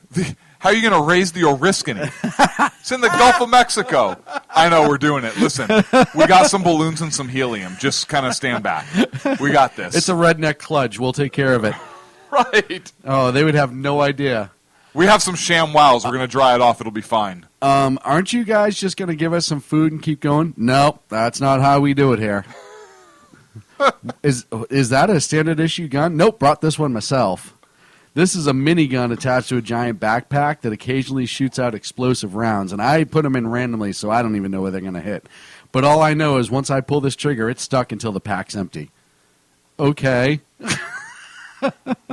Which I'm totally okay with. This is the DMV. Oh, yeah, I had to renew my license before I went over to Iraq. Oh, we are moving along. I like the idea. I think it's a brilliant idea. Hey, folks, you heard it here first. Just saying. Just like a lot of other things, you heard it here first. Benghazi report this week. Bret Bier had a pretty big interview. He did. So for Fox News. Oh, yeah, on September 6th, Bret Bier interviewed some folks from the U.S. security team. Yes. That was actually stationed near. They were going to be the initial responders to the consulate when it was attacked. That was their whole job, actually, yes. is to protect the consulate. Weird. Yes. And they were talking about, and again, that's the attack. It killed Chris Stevens, the United States ambassador there, as well as 3 others. It's the first time they spoke out publicly, and they spoke out to him. If you have a chance to check the interview, you can find it online. I highly encourage everybody to watch it. But they were at the CIA annex at the time, and they were supposed to be the first responders if anything were to happen at the diplomatic compound itself. Mm-hmm. So they basically said that they were told specifically to stand down. They were told to delay their response. And this is the first time there's been like a first-hand account that said, oh, no, we were told to stand down. Right. And that's kind of the big bombshell. And I haven't seen a lot of play about this. You know, it's funny. Which is sad. A lot of people really think, or a lot of people in mainstream media has pushed it that they're like these fringe guys who are just trying to get a story. Yeah. And they're not giving it the actual newsworthiness that it and deserves. This is 3 individuals. This is Chris Peranto, Mark Geist, and John Teagan were the 3 operators there. And so word of the attack got the annex around 9:30 p.m. Within 5 minutes, these guys said that they were geared up, they were kitted up, and they were ready to move out. They were ready to go. 5-minute response time. That's what their time was allowed. That was their plan. Yeah, 1 mile away was where the attack was unfolding. And it was. I could run that in like 40 minutes. Right. That's what I mean, right? You could have been there before the attack was over. And according to these guys, they were good to go, right? Thumbs up. They were ready to go. and the top CIA officer in Benghazi, and they referred to him only as Bob, told them no. Told him, stand down. Do not go. Wait. And then, so they had a meeting with the two Bobs. Right. And Tegan, one of the guys, said, and I'm quoting from the story, it had probably been 15 minutes, I think, and I just said, hey, we gotta get over there. We're losing the initiative. And Bob looked straight at me and said, stand down. You need to wait. While American lives are being lost. So your whole job... They talked about getting calls from the State Department saying, hey, we're taking fire. You guys need to be here. We need to get help. After a delay of half hour, the security team went out anyways. And those are the three guys that went out in violation of their orders. They just went out to go help. They asked for armed air support. Got none. Because it was available. They got none. So... They all of them said, look, if essentially they believed if they hadn't been delayed for that 30-minute time period, or if the air support had actually come, they think things would have been different. We could have saved American lives. Which was their whole job. And to quote Peranto, he said, Ambassador Stevens and Sean, meaning Sean Smith, yeah, they would still be alive. My gut is yes. And one of the other individuals, Mr. Tegan, agreed with that. This to me, and when I saw the interview, I was trying to find a way to relate it to everyday things. Something that, because when you're a military operator, you live a much different life than the layperson. Or former military, and now you're hired by the CIA to do essentially the same job. Right. Think of it like a fire department in your local community, and your house is on fire, and you're dying inside. And the fire department slides down their poles. Your child is inside. Your child is inside. The fire department slides down their poles, jumps on their big red truck with all their equipment on, ready to go, and the chief or the mayor of that town, not even the chief, because I don't want to say it like that, the mayor, their boss, walks in front of them and says, oh, no, wait, you got to wait. You're not cleared to go out. No, our whole job is to go put out a fire. We have all the tools that we need. If we need extra tools, we have resources. It's all right there. Mm-hmm. Nope, stay here. But people are dying in that house. Doesn't matter. You stay. You don't move. I know I pay you a ton of money for your judgment and your ability to save lives and take lives because that's their job if need be. Mm-hmm. But you know what? Not going to happen. You're staying on the truck, staying in the house. Imagine the outrage in this country if that happened here. Imagine if that happened at one fire station in this country. The outrage that would happen. And I can tell you because it has happened to a point. You get in some rural districts where they have to pay for fire services. And if they don't pay their yearly thing, they get zero fire response. And I think it was in Virginia or something like that. It happened once 2 years ago. And there was outrage everywhere that the firefighters, thank goodness nobody got hurt. And the fire department in their defense said if somebody was inside, we would have went in and rescued them. But because nobody was inside... We wouldn't have put the fire out. Right. But we would have rescued the person. Right. And because no one is inside, we had to let it burn. And people were still beyond outrage. It was all over the news everywhere. But this story, these four gentlemen that had the opportunity, that had the opportunity to save lives. That was their whole job. That's what they were there for. That's what they do. And they do it better than anyone else on the planet, more than likely. And they were told no. By Bob. You think that was Al-Shah? Al-Shabaab? Couldn't have been. Because he's dead. Right, the president killed him. Obama We talked about got that him. in his speech. Personally. Him and bin Laden all at once. Yeah, at the same time. Same time. Same bullet was magic. And as we are on the eve of the anniversary of the Benghazi attack as well as the 9/11 attacks. Look, I am at a loss that's a big deal. You have three of these guys, and these are credible guys. Mm-hmm. Three of these guys who actually responded anyways, coming out and saying this. And for people not to be angry about this or having this grab on saying, well, wait a second, who ordered them to stand down? We lost. How about Congress or the President of the United States who appointed this ambassador being upset and saying, hey, whoa, somebody told you guys to stand down? I want to know who that is. because as a direct result of that order, we lost a United States ambassador and other Americans that night.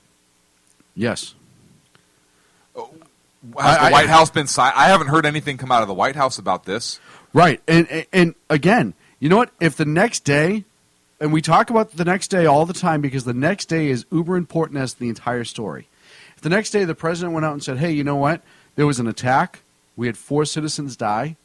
The ambassador, 2 protection team members, and a delegate, or an embassy worker, died in the attack. On top of the fact that there was an attack, there was also some horrendous miscommunication done within that area by the embassy advisors there that we're getting to the bottom of. We're going to find out who did it and take care of it. Then I could say, all right, I'm not happy about it, but at least the honesty is there. And he's taking action. He takes it taking seriously. action, yes. Right? He's taking responsibility, not him personally, but he's recognizing a severe misstep, a severe, I wouldn't even say misunderstanding. No. A horrendous decision is the only way I can really. You know, it took place. It happened. We're going to hold them accountable and then hold them accountable. Get it done. Get it done. And it didn't happen. And that's, it's really sad to me to think, again, that more of this is coming out right now. More of it is coming out on how jacked up everything that happened at Benghazi is. All the lies, all the stonewalling, all the lack of respect for the dead. And that's what a lot of this comes down to. I think it's just a lack of respect for America as a whole. And we touched on it earlier. He doesn't believe in our exceptionalism at all. And his lack of any sort of foreign policy. He doesn't have one. He had a domestic policy and a domestic agenda. I honestly believe he decided to come in, we're just going to pull back from the entire world. It's not really going to affect us because I love everybody and I'm a hippie. Not really because I wear a suit. And I'm a suit hippie. And I'm a progressive, and I actually kind of a Marxist. But I want to fundamentally transform America domestically and just not really worry about foreign issues. I honestly think that this is all kind of catching him off base. And now people are telling him, hey, Mr. President, you have to do something on ISIS. Yeah.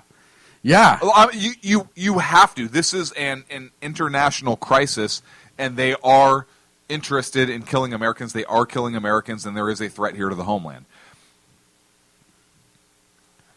Do you believe that if they did not have information that there was a threat to the homeland, that he would take this action? No. This is Obama. No. This is the guy that doesn't want to He was use forced into this. This doesn't want to use the military for anything. This is going to be his Iraq war. He has dismantled the military single-handedly over the last 6 years. It's going to be Iraq War number 3. Yes. Okay, it's going to be the 3rd Iraq War. He's going to be the one that got us into it. Does anybody really believe this president would get us into another war in the region? And that's what he's doing. Make no mistake about it, that's exactly what he's doing. And I'm not disagreeing with it. I'm just saying, call it what it is. This is what he is getting us into. Do you think that he would get us into this if he had any other choice? If he did not have intelligence that, yes, the threat is very real to us domestically. There are those who argue he has zero intelligence. They are looking at the border in Mexico. It is porous. We don't act there. They will get in. We have to take the fight to them. Do you think he would act if this was isolated in that one region? I don't.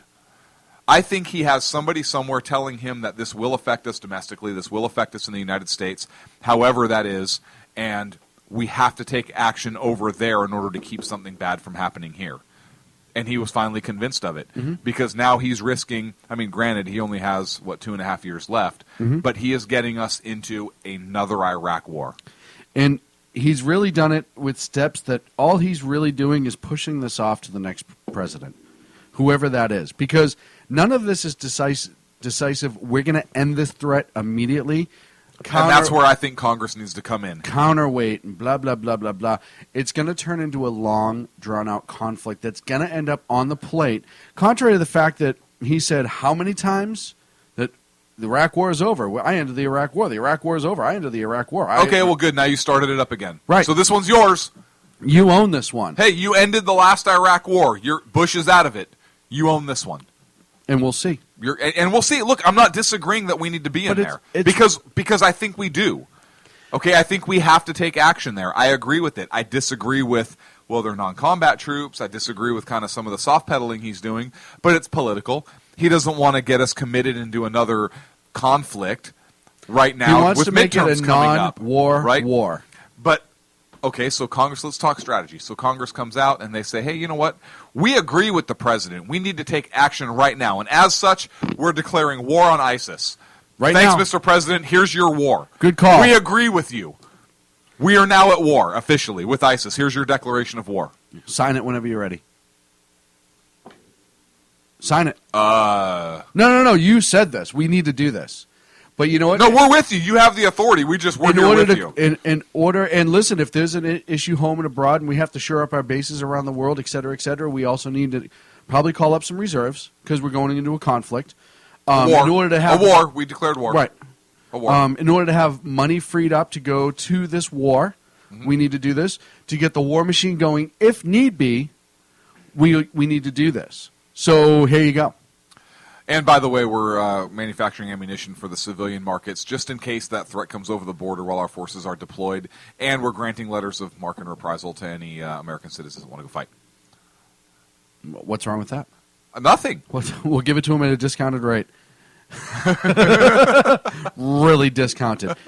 And you know, I think it's funny that on the eve of Benghazi and with everything that's coming out of Benghazi, and listen, we all know that the Benghazi investigation is still ongoing. There's still no end to it yet. There's been no determination. It's not like the 9/11 report that it came out and it was done.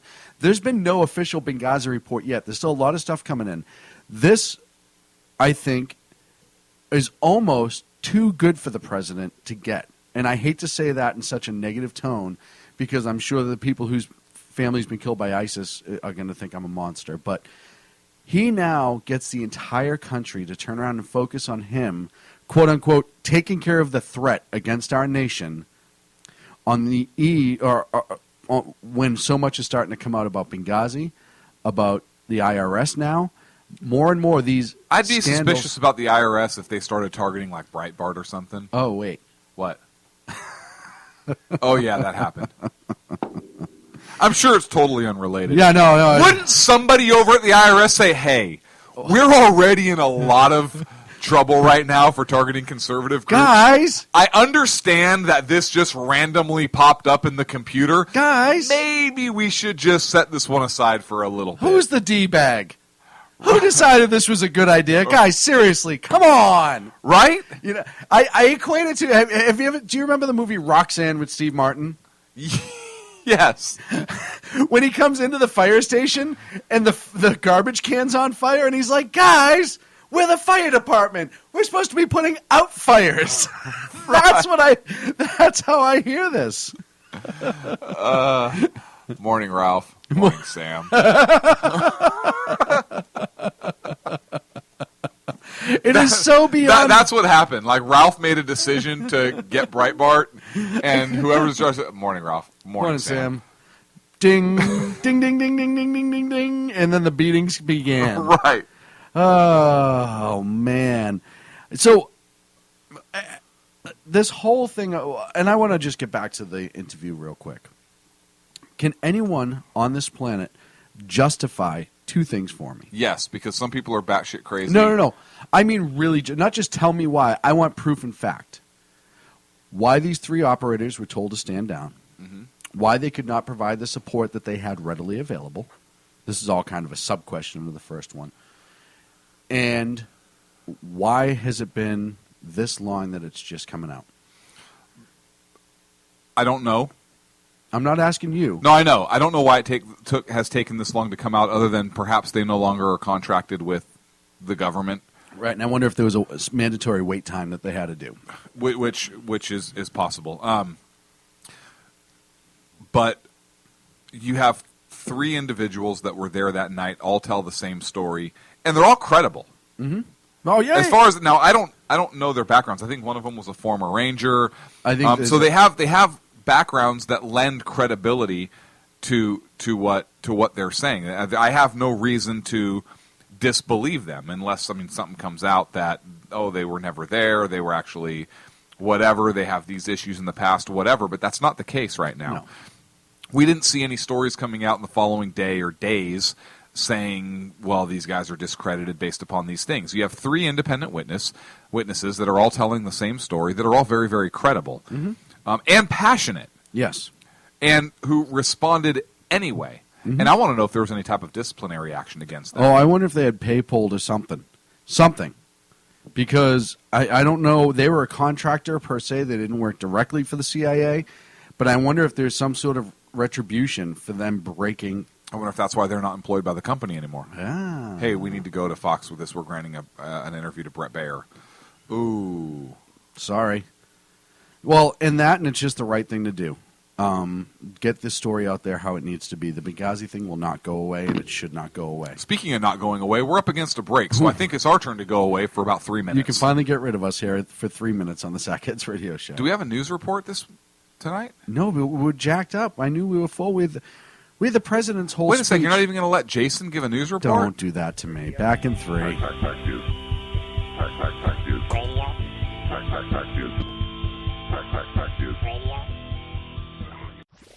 Conservative media done right. You're listening to the SHR Media Network. How you doing? John Grant here. When I'm not slaving over a hot microphone on the 405radio.com Saturdays at 10 a.m. Eastern, I check out Sean and Clint here at Sackheads Radio. We all appreciate the best political bloggers, writers, and commentators. We either get them on our shows or we make fun of them, as it should be. So check us out live Saturdays at 10 a.m. Eastern or forever on the podcasts on the 405radio.com. This is Tammy Jackson, inviting you to join me on the Tammy Jackson Show every Tuesday night at 7 p.m. Pacific on the 405radio.com. Put down that remote and tune into the show that covers politics, guns and the Second Amendment, religious liberties, sanctity of life, the military, and more. I host newsworthy guests and work hard to be a conservative radio show that's not like all the others. So save Tuesday nights at 7 p.m. Pacific for me, Tammy Jackson, on the 405media.com.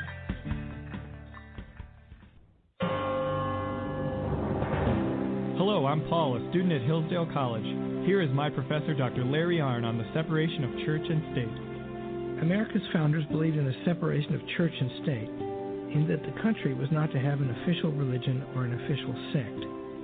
But that did not mean that government was to be hostile to religion, or even indifferent to religion, as many today argue. In fact, America's founding document, the Declaration of Independence, includes both a reference to God as the author of the laws of nature and a confident assertion that human beings are endowed by their Creator with certain inalienable rights. Far from being hostile or indifferent to religion, America's founders understood the theology of the Declaration to be an essential part of the education of citizens. This Constitution Minute was brought to you by Hillsdale College. To join the national conversation on the Constitution, go to constitutionminute.org.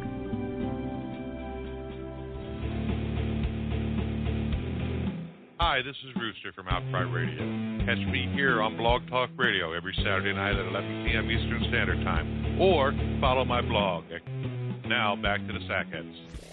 Conservative media done right. You're listening to the SHR Media Network. Radio.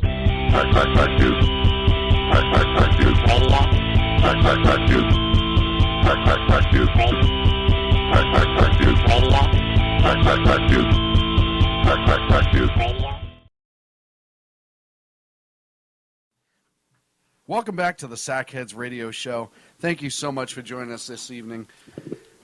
So much to talk about tonight. And we've already talked about a lot. I'm done. It's your turn.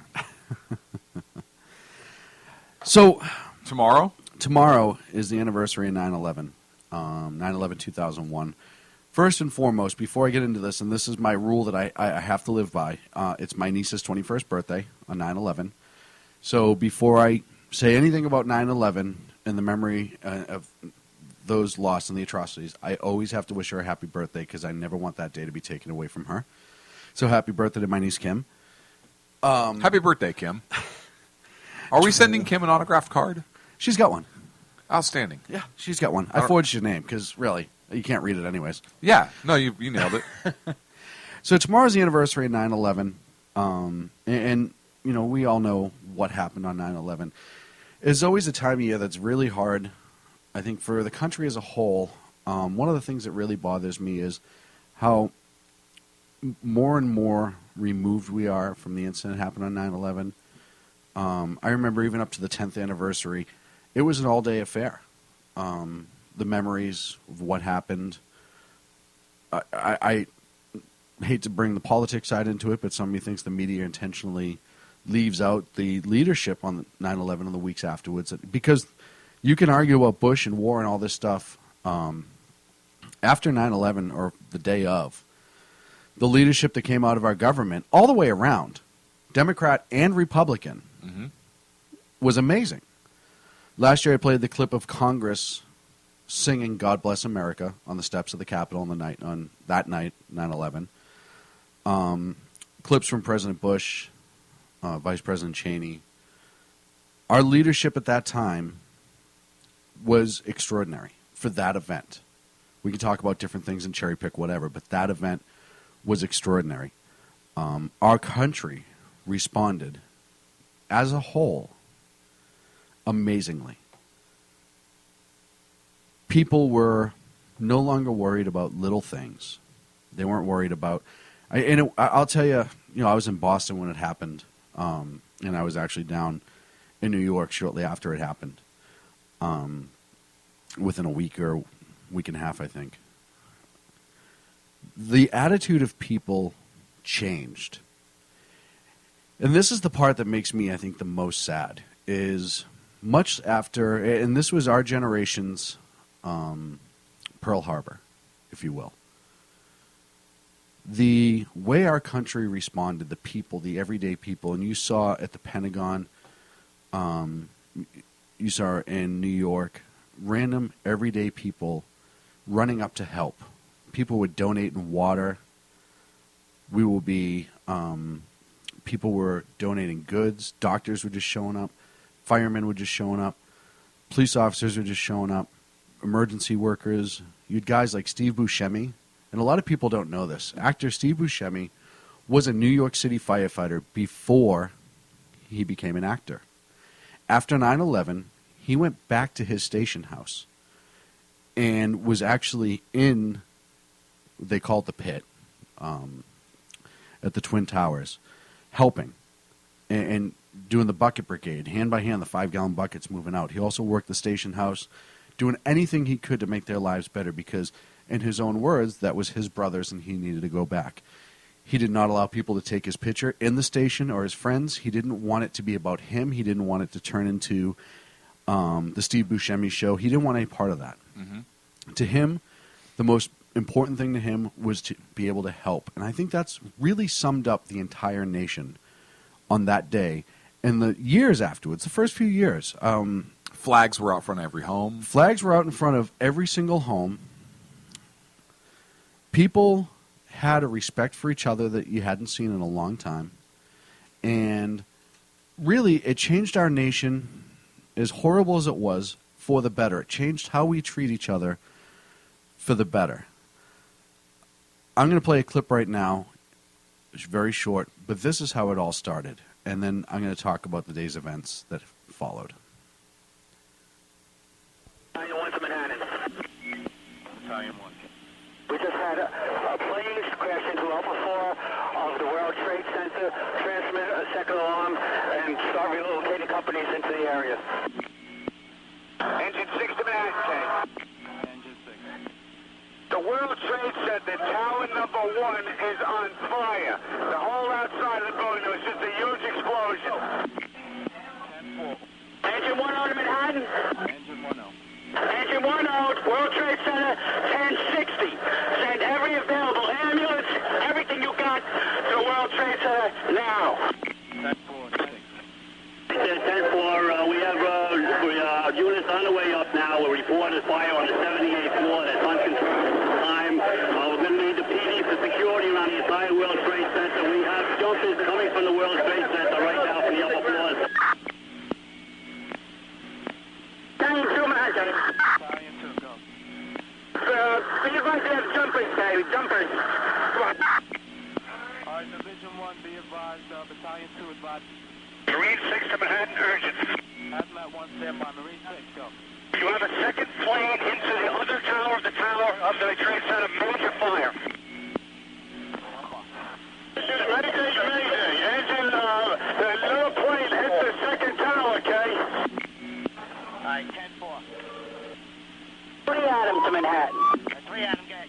Yeah, I'm on the FDR drive. Definitely something hit the second tower. Approximately 2/3 of the way up. You got visible fires showing out there.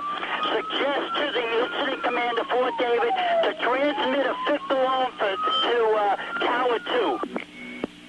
Manhattan calling, call Fort David. The New York City Fire Department, the first video that was actually taken, the first responder that actually responded to the incident, actually witnessed it, was a New York City Fire Deputy Chief. He was out working that day. They were on a gas leak about 15 blocks from the Trade Center. He had a film crew with him, the French brothers. I don't know if you've ever seen the video. They document the whole thing, and it's absolutely stunning to watch. They stayed with that company the entire time. The moment he saw it, and this tells you what heroes do in this world, folks. And when we talk about firefighters, first responders, and law enforcement, this is what I think of.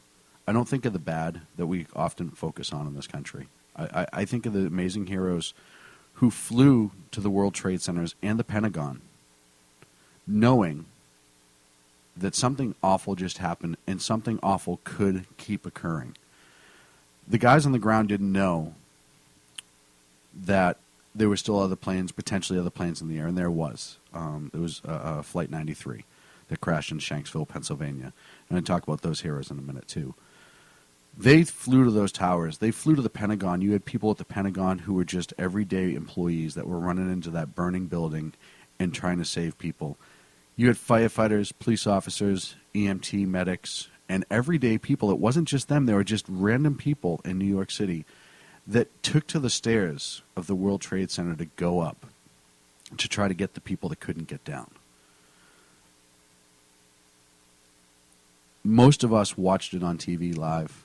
Most of us can remember everything, what they did that day. And I can remember all that. But what stands out to me is the heroes and those people who went. The first person killed that wasn't in a plane was a New York City fire chaplain. That was not in the plane, that was confirmed. There were deaths in the buildings and all that stuff. But he was the first public safety, if you will, that was killed. Somebody who responded. He didn't even have to be there. He could have stayed 10 blocks away. Those firefighters that set up in the tower, they knew what they were going up into. And they'll tell you, the ones that do interviews, and a lot of them don't do interviews, but the ones that do will tell you, they knew there was a chance that they weren't coming out, they weren't going to be able to stop the fire, and they didn't know if they were going to be able to save lives. They still chose, folks, and this is the American spirit at its best. They could have stayed outside. They could have waited. They could have not responded. They could have formed a plan or a different plan or tried to do it so they didn't have to go in.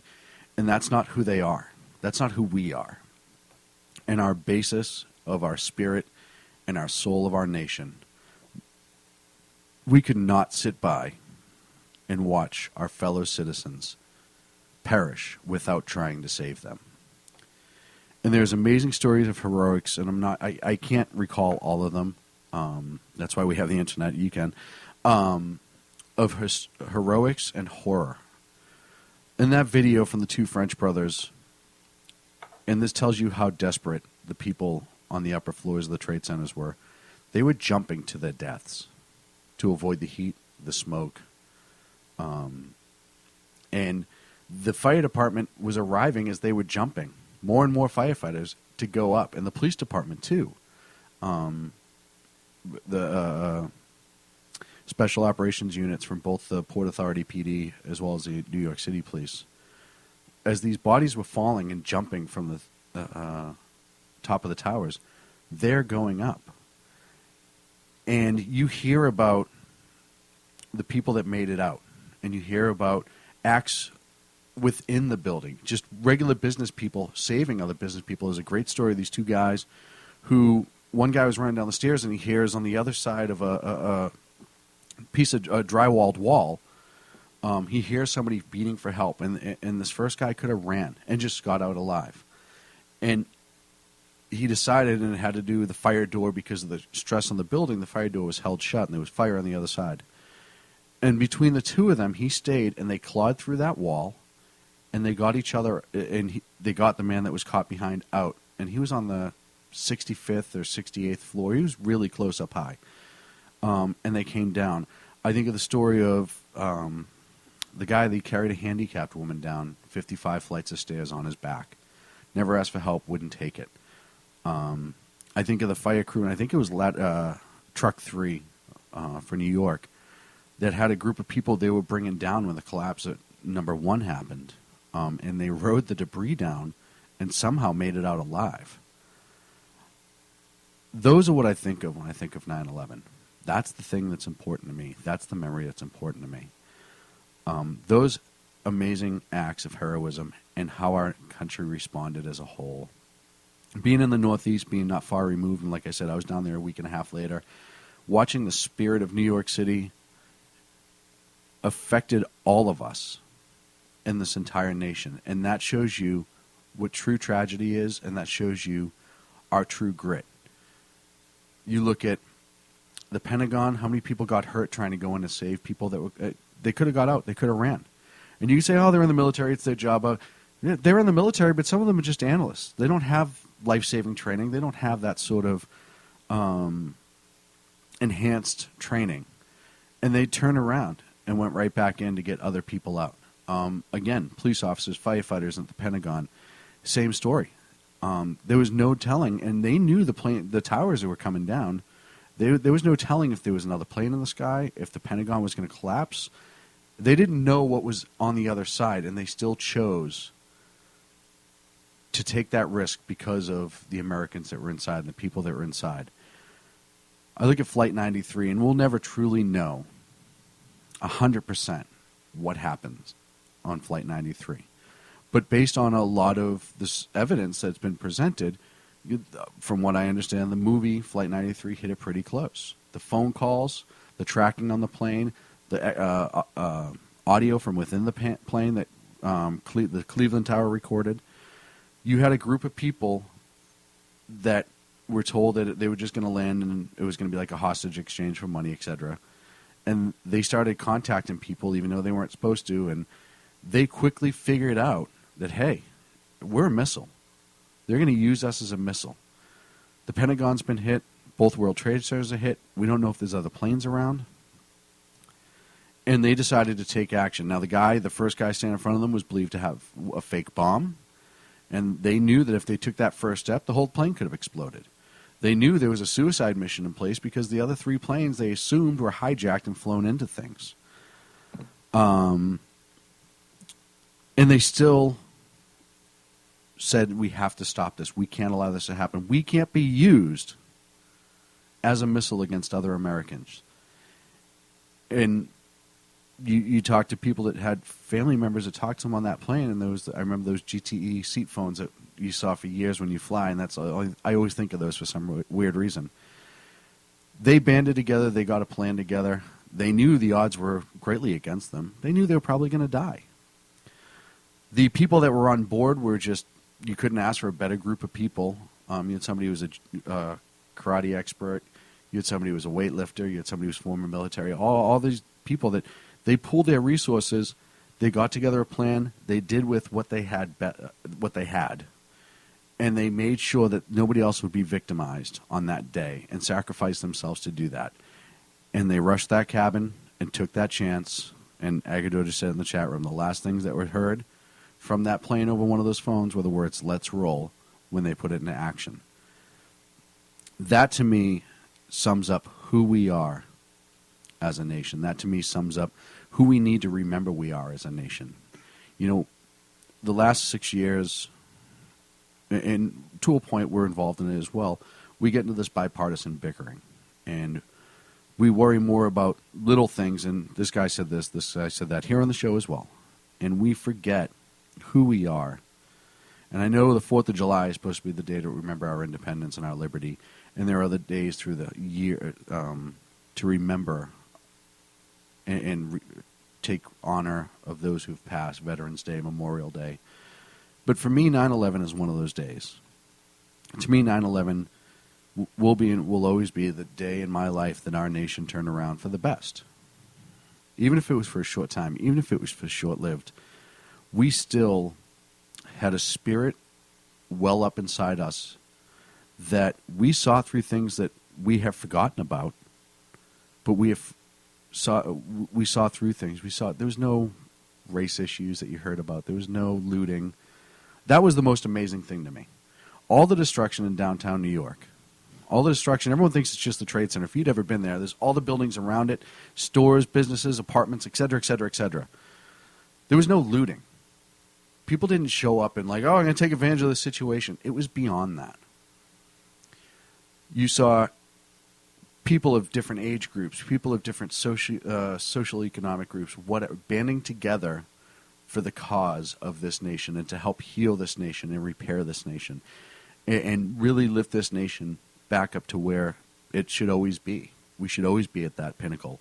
We should always be at that point. We should always respect ourselves and each other as Americans and then deal with the other stuff afterwards. And I think that's something that we lose. And we lose more and more as 9/11 goes further and further away. We can argue about how it's not being taught in schools the right way anymore. We can argue how the true history has gone away from what's being educated to our children and what some of the conspiracy theory nuts and all the other stuff that's been out there.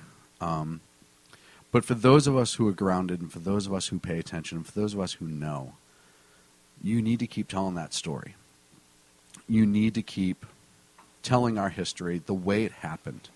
You need to remind people how important that day is to us as a nation, the day that we were attacked and we wouldn't deal with it. And to me, that's what 9/11 means. That those lives will not be sacrificed for nothing.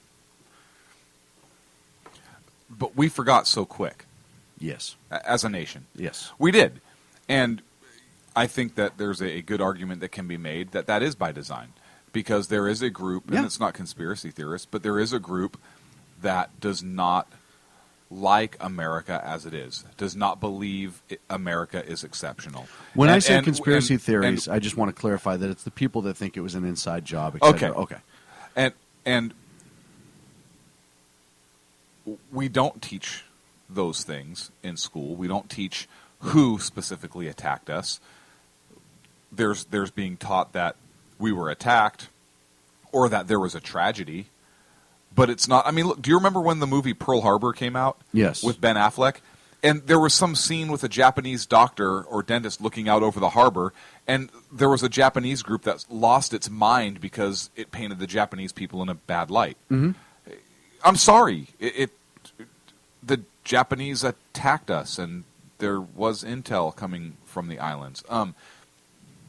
So I think that's legitimate, but I also think that that's almost by design. I honestly think that there is a group in this country that does not want us to remember who we are, or that we are in fact exceptional, or that we are special nation where we really are the last bastion of true liberty, and that is slowly declining.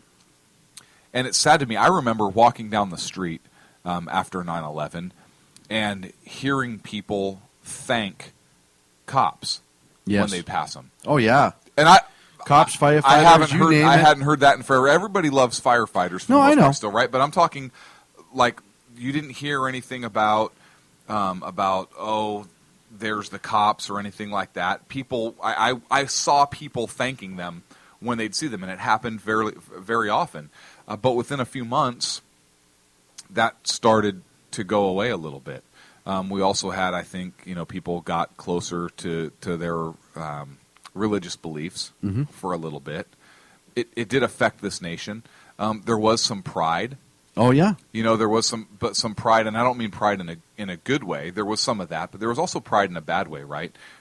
We are going to rebuild. We are going to do this and that, and that's good to band together.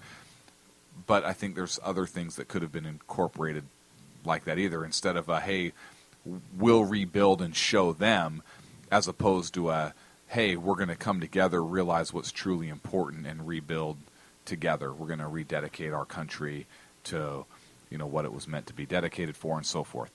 So I do think there was a little bit of missed opportunity there after 9/11. When I think of 9/11, I think about because I was it absolutely affected me, like it did most other Americans. And I remember watching it on television, watching the towers fall. I actually had a very, very long day that day with a lot of things that happened, and I remember anger at being attacked, as well as feeling such a closeness with my fellow Americans and whatnot. And for me, the sacrifice that those men and women made, the fire department, the police department, as well as the stories of heroism you talked about, really kind of reinforced the heroism of our public servants, as well as appreciation for our folks in the military that responded to that threat. But for me, I never wanted to be in a position as a country where our guard is down. Yes. I never wanted to be in a position again to where thousands of our citizens are put at risk. Yes. Because of our inaction, because we were asleep, because we didn't pay attention, because we were uneducated or unaware of what was going on in the world.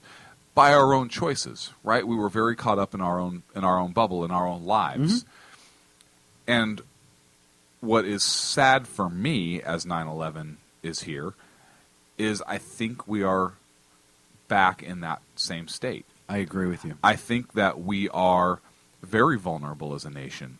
And I'm not trying to bring politics into this, but this plays into exactly where we were at 9/11. I think we have a border.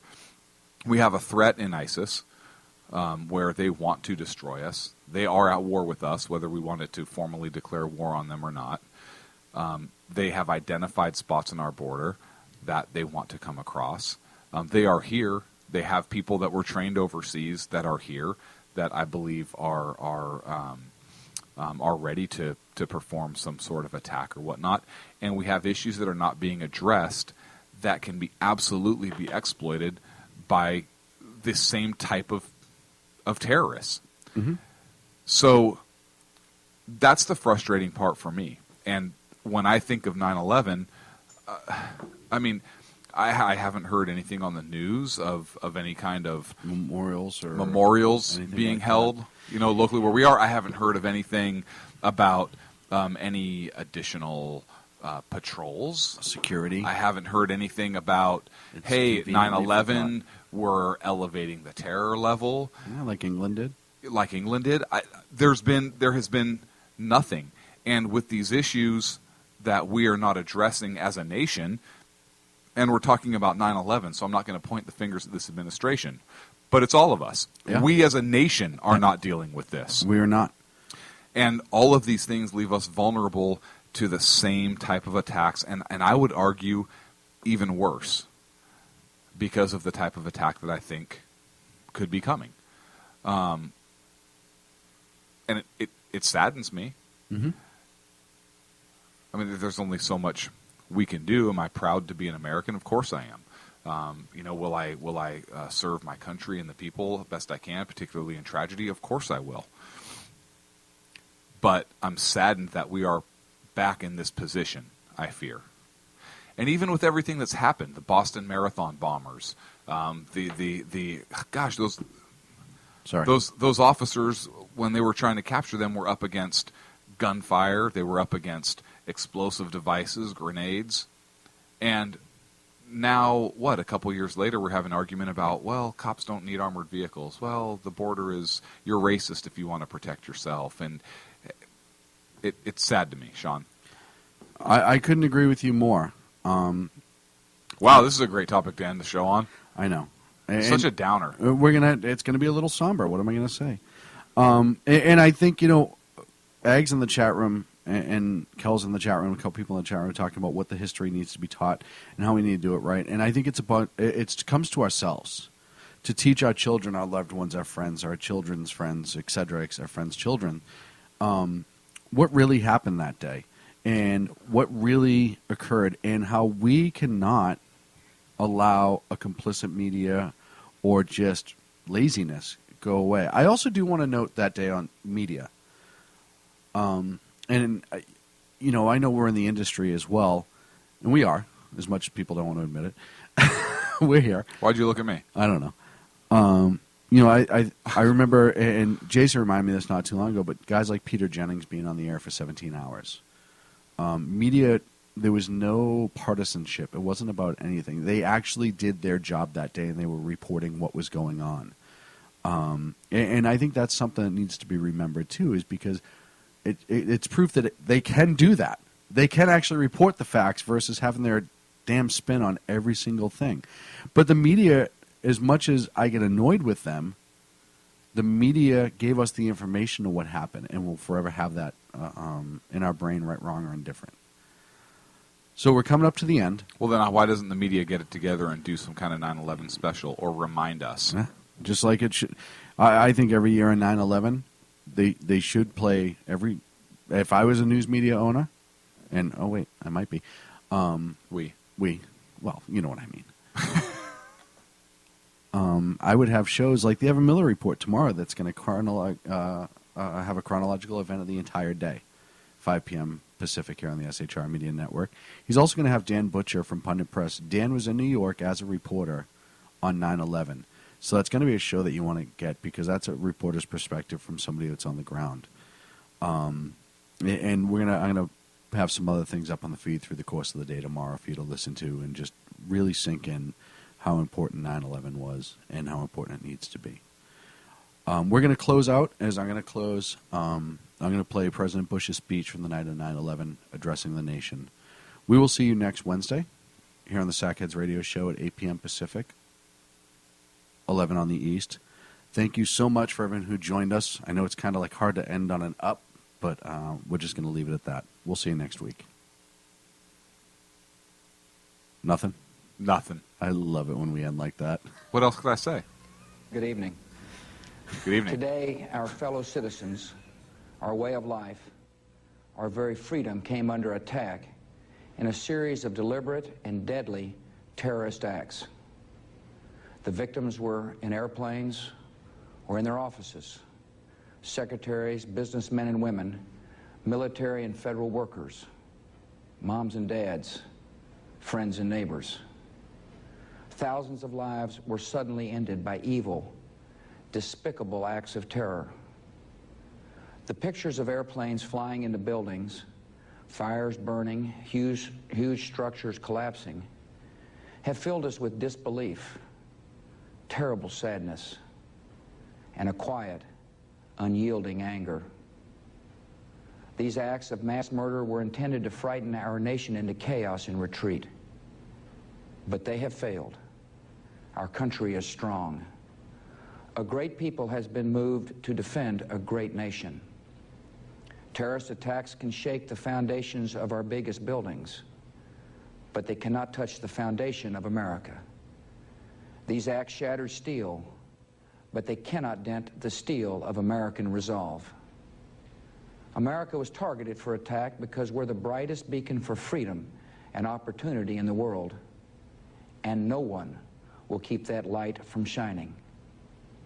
Today, our nation saw evil, the very worst of human nature, and we responded with the best of America, with the daring of our rescue workers, with the caring for strangers and neighbors who came to give blood and help in any way they could.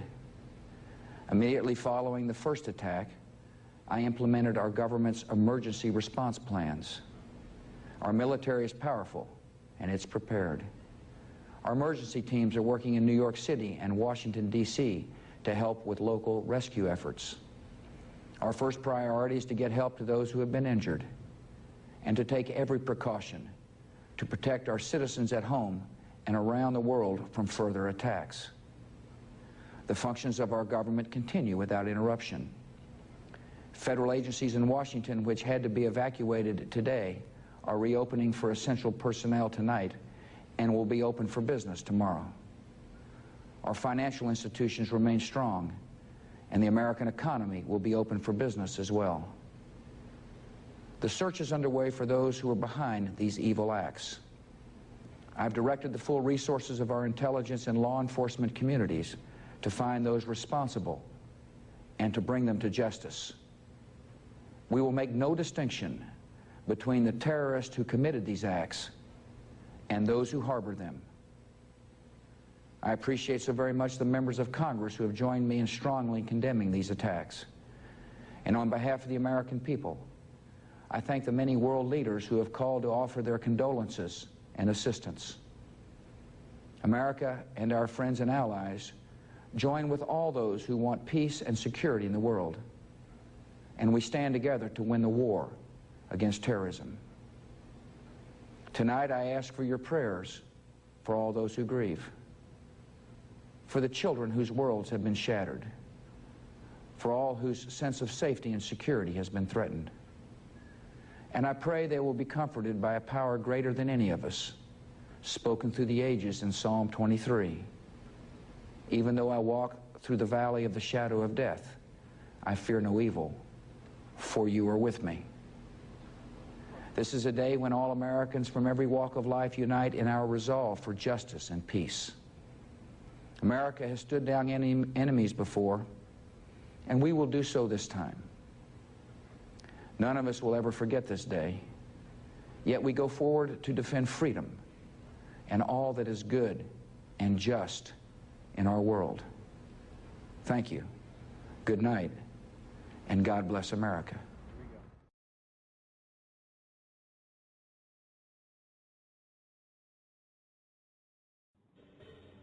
The best late-night conservative talk show in America, Sackheads Radio. And listen, there are no people better on the air to give you the best in conservative talk than Sackhead Sean and Sackhead Clint. And we're working on immigration papers for a certain other guy who happens to work here too. For those who are tuning in around the world to the best late-night conservative talk, Sackheads Radio.